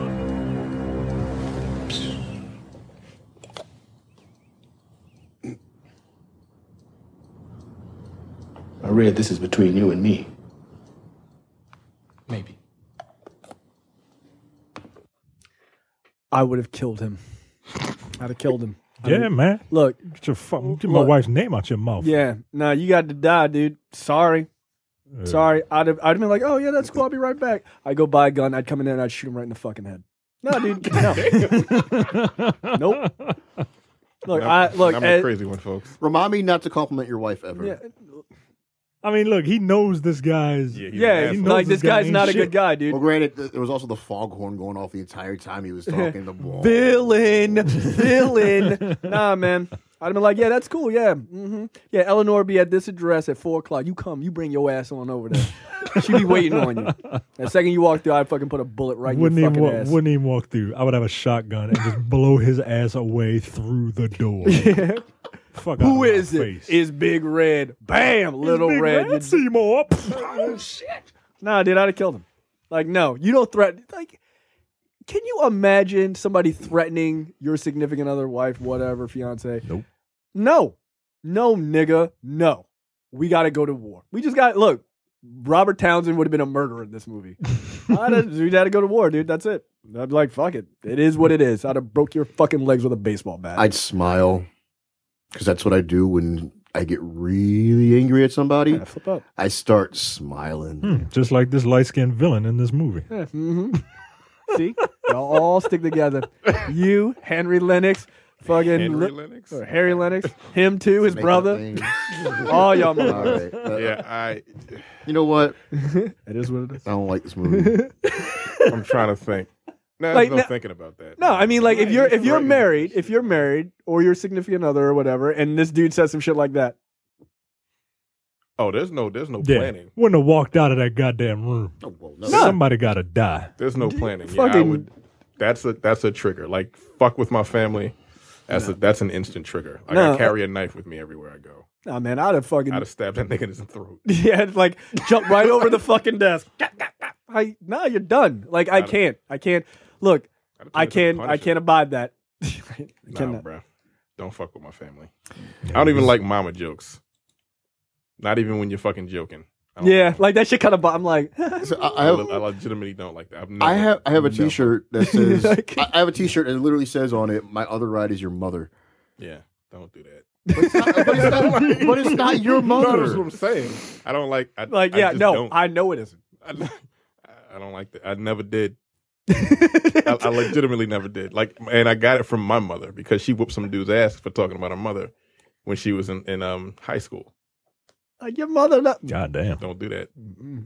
See, that's don't bring that ass whooping on yourself. I mean, honestly, that's what my line. Like, you can say and do all kinds of shit to me, Right, that's a different story. but when it comes to people I care about, Yep.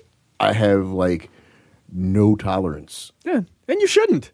Yeah. And so I can't really say what I would do because I don't know what I would do specifically. I know I know how I would react at first is I would smile. I would ask him to please explain yourself. You mind repeating? And after that, Please I don't know what the hell's proceed. going to go on. Please proceed, Governor. Turn into Rick Grimes, cock my head to the side. All right. Yeah, Like I it's said- time to die, man. Yeah, That's I can't hear you through the noise of your teeth hitting the ground. Like I can't. Somebody stole. My sister was in high school. Bunch of punk ass kids. I probably told this story before, but a bunch of punk ass kids sat around as this dude stole her iPod. I went out that night looking for him. I didn't know what the fuck he looked like. I didn't know where to look. I was just looking for some random nigga to kick his ass to beat up. Like You have an iPod? Yeah, I do. Did you get it Where'd you today? get it I from? did. Hey, where'd you get it from? Let me see what songs are on that. Oh, okay. I don't think You you gotta listen get to- fucked up. But nah, that's like that's a no. Yeah, he was way he could have played Martin Luther King Jr. because he was way too nice about that shit. Nope. Yeah, yo. Man. I always liked Eleanor. Really? Come closer. Yeah, come a little closer and say it. I couldn't quite hear you. Catch a fucking uppercut. That's why I pick up a chair, man, and just start throwing that shit. Like I'm not above sucker punching somebody. No. Nigga, this ain't the UFC. There are no rules. Fuck out of here, man. This isn't look. There's no rounds. There are no rules. No one's being announced before they come in. The fight has already begun. The second you're like, I always liked Eleanor. Oh, really? Good. Come on over I here. don't even think it would be that quick because like the whole whether you know what this dude's like is like or not, it's like okay, you're trying to screw me over, whatever. Then all of a sudden he just slips into a threat on your wife out of the blue. I would black out. I'll probably be confused more than anything for a second. Like, what? Yeah. No, I'd be black. I'd black out. I'd jet black out. Like, and I just figured out what that meant. Look at you with your vocabulary word for today. I am learning. I'm up there now. I'm proud of By you. the way, I knew what the term jet black meant. I just didn't know that the magazine came from. Sure that. you did. Has anyone ever blacked out before? Like in Yes. anger? Yes. And ended up came to and there was someone lying on the ground. No, but I in fact have blacked out and just like kind of outside of myself, like flipped out. Yeah, absolutely. But I've never just woken up like, oh shit. Like, what just happened? You're No, a the- fucking Why is everyone psychopath. dead? Yeah. That was years ago. Don't judge me. You're how a many fucking years? psychopath. 3, Yeah, 4? that was years ago. 15. All right. Minutes. What, dog years? Yeah, nigga, get out of my face. No, I used to have problems. You seem so much Don't- calmer and nicer now. I am Terrence. very much so. No, I've never blacked out. I want to know what I'm doing. I want to be very conscious of it. I want to remember it. Savor it. And beat off to it because that's how much I'm going to enjoy it. All right, Deadpool. The hell? Never did that. Yeah. You ain't doing it right. But yeah, I've had that. You haven't quite gotten there. One time I got in a fight and didn't remember it. I don't know if you're joking or not. No, he's not joking. I broke a guy's hand. Did you? Yeah, it was going to be an AOG story, but fuck it. I had a brass M. You told me that story. And then I showed him the brass M. What's I had a brass letter M. Oh, really? Okay. I'm like, I am assuming that meant something. Yeah, okay, you mean literally. No, I literally had a brass letter M so vain. because I'm me. And you had it in a Crown Royal. And I had it in a purple velvet bag. The fucking blackest shit. Well, that's crazy. And I got into an argument, and I just flipped out and just bam, and then swung it at the guy, and it hit his hand and broke his hand. Did you have to pay for it? No, because he was embarrassed. All right, that's fair. It was like, then winner chicken dinner. You got to break a dude's hand and not pay for it. I don't know if I'd be embarrassed by a crazy person attacking me. No, I'm not embarrassed by that. Because the guy you're saying. Yeah. Oh yeah. Yeah, because I wasn't. Because I'm not like a violent guy, and no one would have believed him. Because it's like, all right, it's Micah. Nigga, you carry like a katana in your back of your car. I want to. You haven't gotten violent. Every that time doesn't mean do you this, aren't violent. Every time you say this shit, I need to back up a second to that point in this very room. Does anybody have a pen? A pair of nunchucks in my I have a fucking pen. bag. Oh no, that's my nunchucks. Yeah, I still got them nunchucks in the bag. You're crazy. Just saying. I'm not a violent person. No, you've never performed said violence. It doesn't mean that you have violent tendencies.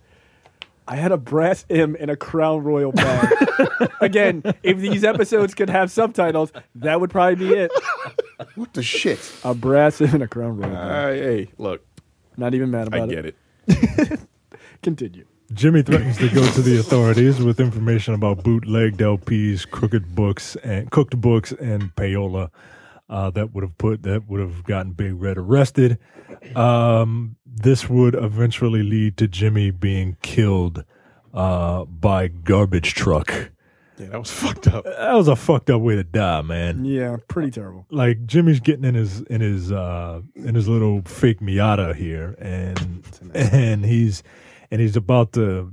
opening the door, and all of a sudden the garbage truck sideswipes him, killing him instantly. Then we fade into the funeral, where we see that Big Red just literally is full of chock full of shit. Like he is at the funeral and he is walking down and pretending to cry. I thought he would have, when he went to put the rose on in the coffin, I thought he would have said some shit like, "Yeah, nigga, I'll take care of Eleanor for you." I thought that's what he was going to do. Some shit like that. But it got worse. Look, I mean, honestly, if you're going to be a villain, fucking be a villain. I'd been like, yeah, I appreciate like villains who just ain't shit. Yeah, well, he certainly is one. Because then he turned around and did this shit. So he went to Eleanor and he's like, "You don't really need to be alone now, Eleanor." And Eleanor was like, "Yeah, that's fucking accident. If you don't get the fuck out of my face," and slaps the shit out of him. She's a good-looking woman, by the way. Diane Campbell. Yeah. I mean, like, she is just aged incredibly well. She just has. She wasn't buying that shit.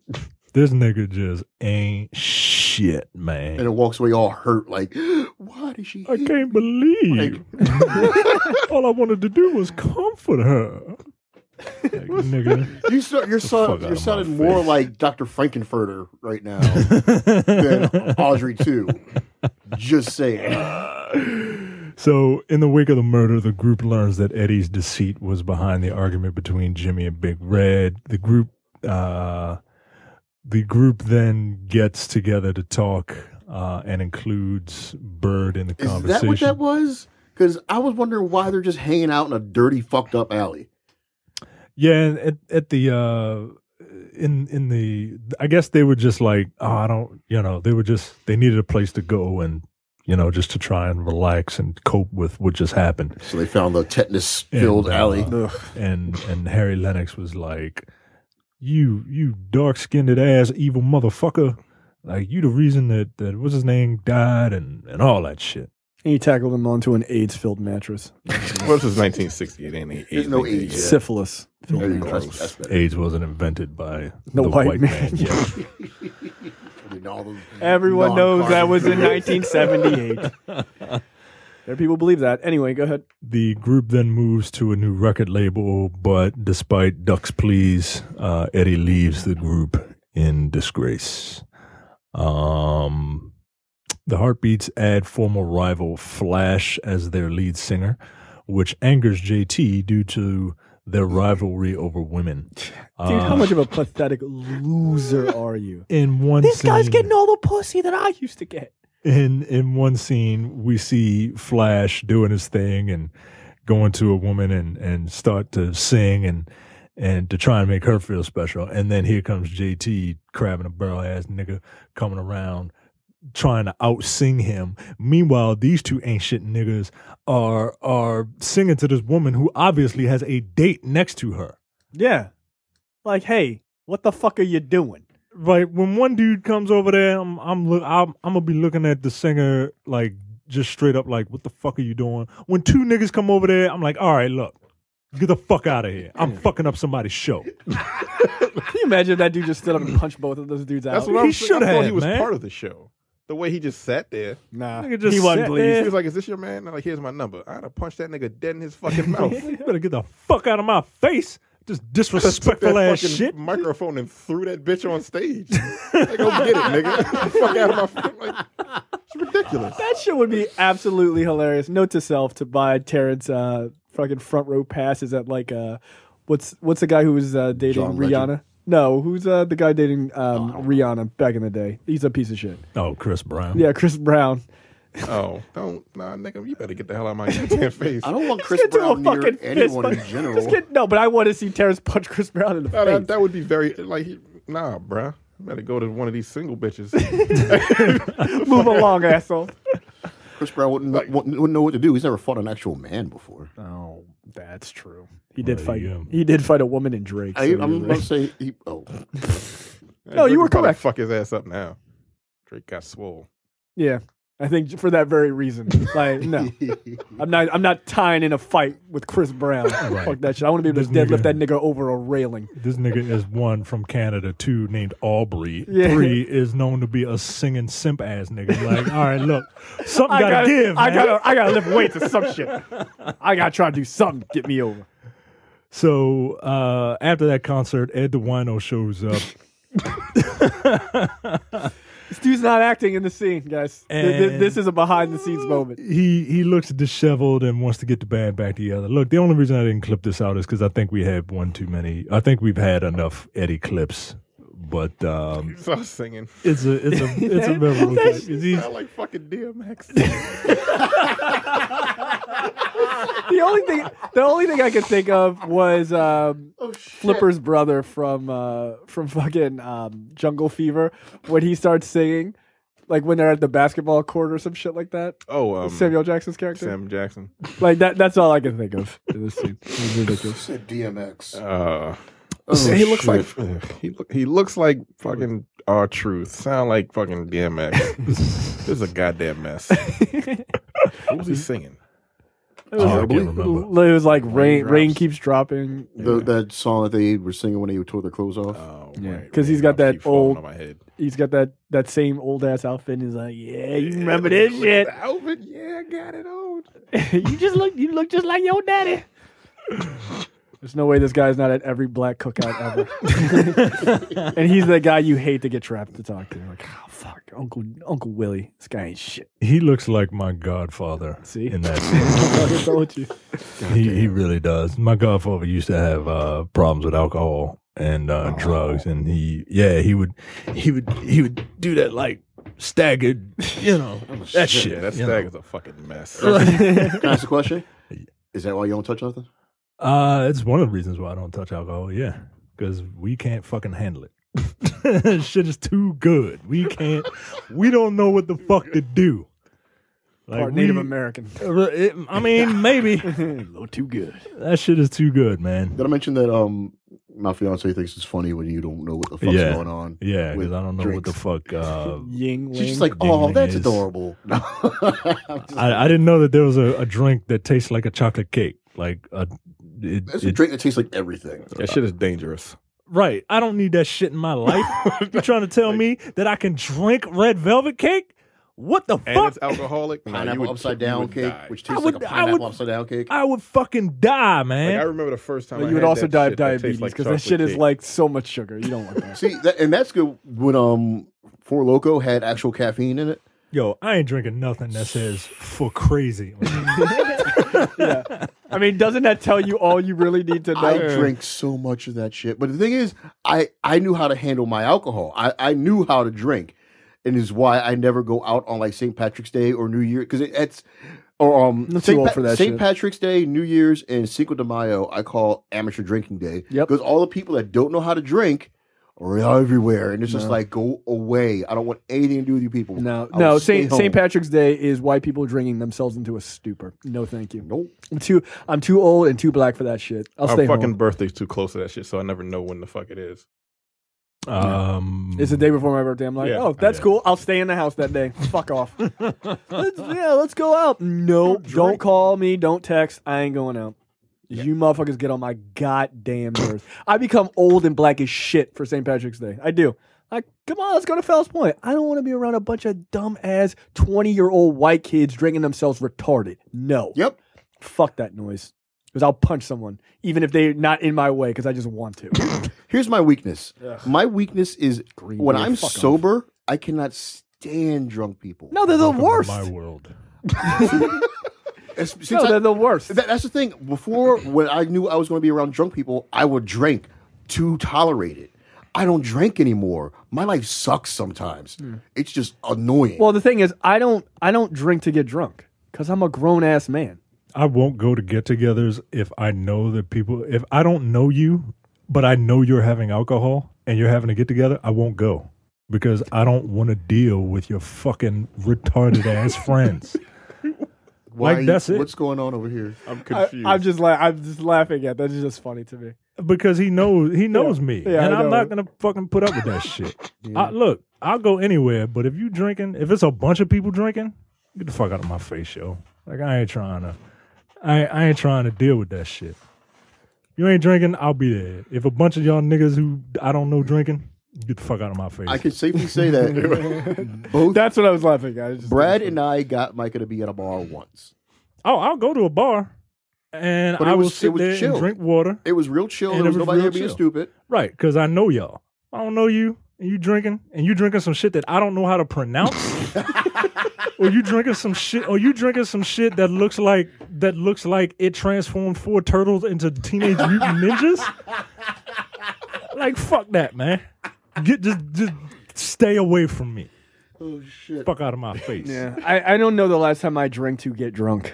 Like I've never drank. Actually, haven't. I don't think I've ever done it purposely. no, I mean that's like a very college thing. I have no desire. Like if I have something to drink, I want to drink something because I want to drink it, not like let me see how many of these beers I've I can never done drink that. to get retarded. Like no, That's just dumb. I used to. I used to. Yeah. I used mean it's to a young love thing. drinking. It's a young thing to do. Absolutely. Then I started not drinking as so much, not drinking like crazy. And then I went through my depressed shit where I sat down and got drunk by myself. That's not a good thing. Well, That no, sounds it's not. terrible. But also, it also shows me that I don't quite have that addictive personality because I stopped it as soon as I wanted to. Right. But I still drank. Right. I'll just stop drinking for like a week or two. Like just look. My dad's an alcoholic. Just to make sure. Like just to make. I got 1 or 2 drink. I'm an alcoholic. Oh my God. Like that nigga sounded like my dad there. Like not in voice, but like that kind of logic. 1 or 2 drinks, nigga. 1 or 2 scotches, yeah. Like not 1 or 2 wine coolers. What the fuck are you talking about? I'll have about a drink a month now. Every once in a great while, if everybody's drinking, not getting drunk, but everybody's just kind of having a good time, and we're out at a restaurant, and I want to try. Yeah, it's a different thing. Try like a new beer or something. Right. I'll do that, but I don't find any joy in drinking anymore. I can't say that. Well, after what happened in the hospital with me, Yeah. I Yeah. never want to be not sober again. Right. Well, that's fair. Like I don't know. For me, like my wife and I drink wine with dinner pretty regularly, like probably 3 to 4 times a week. But that's like 1 glass of wine, maybe 2 in an evening. But it's not like woo scotch all the time. Like, nigga, I have a job. Like, what the fuck? I can't just be shit faced every evening. I don't even want to buzz. No, I don't know about all that. Nelson boring ass niggas. Anyway. So Duck, who has apparently been seeing the girl he was stalking, whose name is Tanya Sawyer. Generic name. They end up getting engaged, and they let people know in the stupidest way possible by saying what was it? What rhymes with carriage that starts with an M? Like, yeah, marriage. We get it. And now I hope you get divorced, because that was the worst possible way to tell someone that you're getting married. Yeah, like, it's not even creative. It's not creative. It's not clever. It's not even funny. No. Get out of my face. He came in riding on her back, which was weird. Right. You bitch ass nigga. Like, what are you doing? Yeah, I just didn't get it. Oh my God. And it was funny because the one woman who figured it out, she looked so proud. She was like, marriage. Oh, holy shit, I got the answer right. Like, oh shit, I know how to put a round peg in a round hole. Yes. I'm smart. And then Terrence's crab in the barrel ass yells at me about getting engaged. It was not fair. It was not right. Terrence, all I asked is for some fucking support. Yeah. While I'm trying to marry this gold digging hussy. But yeah, he goes from like, what the fuck you doing marrying this girl? Like, you just met her, to, yeah, I'll be your best man. No, I'm good. I'll find someone else. After their engagement, Duck suspects that she's having an affair with Choir Boy after seeing them hug each other in a hospital weird. parking That was some lot. insecure shit. Nah, bruh. Did you see that hug? I don't trust. Look. Did you see that pat on the back? Look. Yeah, all but these at the niggas same are time- rich and their egos are big. Nah, bruh. At the same time, I don't trust. I'm super insecure. Yeah, I don't trust you. So nope. Nah. Don't ever touch my wife. Also, if you, I'll kill you. I'm sorry, if you can't trust the woman you're with to give a It's not. hug. No, it's not about trusting my wife. It's about trusting you. I don't trust you. I don't trust you for trying. I'm gonna hug your wife the kill next you. time I see her. I'm gonna kill you. I'm gonna kill you. I'm gonna hug her and smile at you. Look, Black on Black Cinema, the title still works with 3 people. It's not like the 5 heartbeats. Like, there are no numbers in it. There's no numbers. That's on purpose. I'm gonna take a picture of it, make it my profile picture on Facebook. So after I know where you live. You get yourself murdered. After she leaves, I can't put this out. This is motive. After she leaves the house, he follows her to a hotel. The doorman asks for... See, this is what happens when you don't fucking trust. She going to a goddamn hotel. Nope. The doorman asks for his autograph in the middle of the rain. Yeah, that doesn't make any 'cause, sense. Like this, could this symbolism be any more on the nose? Like, the dude is walking around in the rain with no jacket, with the Charlie Brown music playing in the background. I'm never gonna be able to have sex with her now. Punk ass. That's why I hate Robert Townsend movies. So Jericho, all this, by the way, all of this does not need to be in this movie. Nope. None of it. So They could have. I don't know. They could have Having not. you do the Charlie Brown music. They could have not had this girl in the movie at all. None of this has to do with the only way, and I agree with you, actually, like almost exclusively, but the only reason why I think it pays off is his speech at that big event close to the end of the movie, which is about him becoming a better writer. That's the only reason why this entire situation needs to happen. But they could have just attributed it to something could else. have been taken away too. Fair enough. I'm just saying, like, yeah, they could have found another. They could have attributed it to something else. Yeah. So the doorman asks for his autograph, and he's ecstatic at the fact that he's getting a second autograph from a heartbeat, because the doorman had already sent his brother upstairs. So Donald Duck realizes that Tanya is cheating on him with Very her nice. brother and not Choir Boy. as Donald Duck leaves. So his do you fiancée. think the choir boy was telling her to like stop cheating on him? You think that's what that whole thing was about? No, well, because of what we find out. What happened with them two. Like he was relaying messages through choir boy. Oh, right. That's right. So as Duck leaves, his fiance and brother, Tanya and JT fight. Tanya has been trying to break things off, but insists that she is using Duck to get to him, and insists she break off the engagement with Duck. Tanya refuses because she loves JT, but is in love with Duck. No, you're not. Insisting that she can't tell Duck about the love affair. That's why you're not in love with him, because you can't tell him. At an awards ceremony to celebrate their success, Flash announces that he's leaving the group and going solo, which is a fucked up thing to do, by the way. Yeah, what kind of shit was that? Piece of shit ass Flash. Thanks, guys. Dude, Fuck you. Dude, he was Thanks for basically the the gold album. Yeah, by the way, he was like the 1970s Wacky D from fucking CB4. Fuck you, dude. Fuck out my face. And Duck reveals that he knows about Tanya and JT, and that he is no longer a heartbeat. Yeah, I mean, look, he basically says, look, they told me that I'd be a better writer when I suffered more, and I'd like to think my girlfriend or my fiance and my brother. Your brother's like, yeah. Yeah, like he didn't even get it then. Like, oh shit. He didn't found out. Big dumb nigga. Let's see. Several years go by, and Duck receives a letter from Choir Boy, who has returned to his father's church looking like a broke ass Kadeem Hardison. He asks Duck to come to. Fuck you, man. He asked Duck to come to a service. When he enters the church, Choir Boy's father is speaking, and then the choir starts singing, and surprise, surprise, Eddie and Baby Doll. I don't know who Baby Doll is. That was his girlfriend from the jump. Oh yeah, that's right. She looked very different. She looked like a great wig on her. Yeah. She looked old as shit. Eddie and Baby Doll step up to sing lead. And then Terrence Howard does. Oh, not Terrence Howard. What's the main characters? Robert Townsend. It's two people that I just don't like. Robert Townsend does, while they're singing, Robert Townsend does something that as much as I go to church, I will never understand why people do this shit. They're singing and he's like, take your time. I don't know.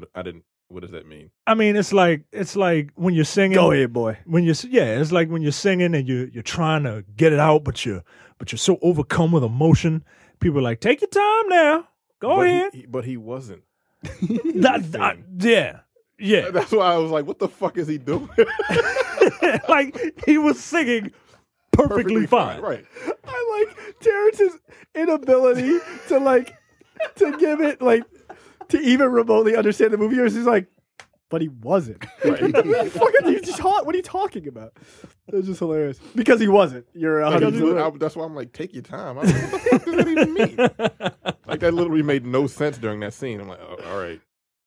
I won't even understand yelling out while people are singing during church. Or church. Or talking during church. Yes, tell it. Yeah. Amen. Shut the fuck up. I'm talking. Look, we don't need to telegraph how this fucking is going to go. Oh, my God. I don't know. People like that shit, man. Yeah, people are attention. Preachers that means shit. that you're being attentive. They're full of spirit. Preachers, my pastor, he'll joke in quotes, and he'll say shit like, well, you know. Yeah. He'll say, well, look, I'm obviously not talking to anybody in here today because, people are actually sitting and listening to him, but he wants that feedback. You know what I mean? Your preacher's an egomaniac. Yeah, maybe. Egomaniac. He gets free Wizards tickets because he's big into sports. Is this the one with the chair? No, that's not my pastor. Fuck out of here. That's hashtag not my pastor. Not my pastor. Like a Jamal Bryant. He gets Wizards tickets. I'm gonna be mayor one day. No, you're not. Not with that pastor. Not. Get out of here. Eddie, who is now clean and sober, Still is looks like married he's to on Baby crack. Doll. Yeah, he does. And they also manage a group. He asks Duck to write songs for them, which he eventually agrees. He urges Duck to contact JT. So Duck finds JT in a park with a wife and child, or a wife and a couple of kids. How does that work? How do you go from, hey, give him a call, to stalking his ass to a random park where his whole family is? I mean, how else you supposed to find him? They ain't got cell phones. Well, then again, he's been stalking people all his life. So. Yeah, that's true. You know what? He is good at that He's shit. an expert at this point. I do appreciate that while Robert Townsend's character is the me of this group, which is unfortunate in a lot of ways, he's the only one who made it big. He's the only one who has any money. The rest of you poor ass niggas ain't got shit. Well, the one dude put all his money into the church. He's Yeah, happy. again. Micah. So that sounds like some stupid ass shit Micah would do. Save your money though. What did I guess not. You're not gonna give me $500,000 to a church. I won't give $5 to a church. Do you not put money in the collection? No, I don't. I pass that shit along. Do you really? Yes. Oh, shit. One, what the fuck is my little measly $5 gonna do? That's for the building fund. And two, their building is pretty goddamn big. Well, I guess you can't really give any money when you're watching it at home through the internet. Look, yes, you can. They've made a way. Shut up. But I gotta fucking Yes. they have a You think there's PayPal not going to be Yes. a donate button You on think there? there's not a donate button on that Absolutely. website? Are you? There absolutely is. So they basically are taking donations like we take fucking subscriptions for our shows. Yes. It's called tithing. Yes. You know what? That's what we're gonna start calling it for this show. Make sure you're sending your tithings $5 a month or $50 for the year. Sign up for premium tithing information. Whatever. It's ridiculous. So wait, what did Leon end up actually doing? Nothing. He a do nothing nigga with two kids. Leon he's got a family. He's got That's the gonna two be you, kids. Terrence. One of them is named Duck. Yeah, that's ridiculous. He seems like he's got a nice enough house. Is this his house? Or is No, somebody that's else's? Robert Townsend's house. That's my house. No, it's not. This nigga showed up to this place, didn't he? Yeah, no, this is Leon's house. What the fuck? Because all the kids are watching a video. Yeah, this is some fictional ass shit. All the kids are watching a video, and it's Flash featuring the Five Horsemen, and the Five Horsemen have these blonde high top Aborigine fades, and Leon is like, nah, ain't nobody gonna be looking at that shit in my house. Oh, is that what he says? Yeah. That nigga can't. Robert Townsend is He's got a beachfront property. Yeah, he's living. yeah, he's got beachfront property because he's fucking alone. Oh, And by that, he means fucking by himself. yeah. That is sad for me. So That's all right. Eleanor, in how you the doing? She's still single. Wow. It's been years. in the early '90s, Flash transitioned from a doo-wop to pop, and is the lead singer of Flash and Five Horsemen. The Heartbeats are disappointed by the music and aspire to show their families how they performed at the peak of their career. Yeah, how 5 old ass out of shape niggas can dance. So Spin around on the grass. So Terrence comes up with Jay, who eventually comes up along with fake ass Kadeem Hardison and Furious Styles. Nigga, that's you. and Unless you want to be the fifth one. crackhead. Look, Guess who you are? he's Furious Styles. Yeah. That's who he is. Harry Lennix looks just like fucking. Rob, if you grew a fucking beard right now, nigga, that is you. I can't grow a beard anyway, so I understand your pain. So they're doing all their doo-wop stuff, and they reunite, and everybody lives happily ever after. And this movie's finally over. And this movie is finally Jesus. over. 30 years later, this movie is finally over. Yeah. Any score changes or? I didn't give a score. I like it less. I mean, it was fine for me. It was a nice movie. It just felt too long. That's all. That's It just felt that's too my long. biggest thing is it does feel too long. All right, that is it for this episode. Make sure you listen to back episodes on blackonblackcinema.com. You can also go to soundcloud.com/TNP Studios and listen to our shows there, as well as shows like Dense Pixels, which is our video game show, and the Nerdpocalypse, which is our movie show as well, general movie news. Also, make sure you sign up for our fan group at blackonblackcinema.com/fans. That'll take you to our Facebook group. You can sign up. We talk about not only black movies, but just black shit in general, which is a lot of fun. Hope you're not offended by things easily. And sign up for our premium content, blackonblackcinema.com/premium. That will take you to a sign up page on our Nerdpocalypse page. But for $5 a month or $50 for the full year, you get access to our premium shows like Airing of Grievances, which is a show Mike and I do, which is about Seinfeld, but we tell really super crazy personal stories. Also, Look Forward, which is our political podcast. You can listen to the full episodes through that. And we have The Men with the Golden Tongues, which is a show Micah hosts with Brad from Dense Pixels, which is all about James Bond. You guys go through each James Bond movie, which is a lot of fun as well. So check all of those out, and we will see you guys next time for a preview episode for episode 80. See ya. Take it easy. Adios. Bye. We out. We out. We out.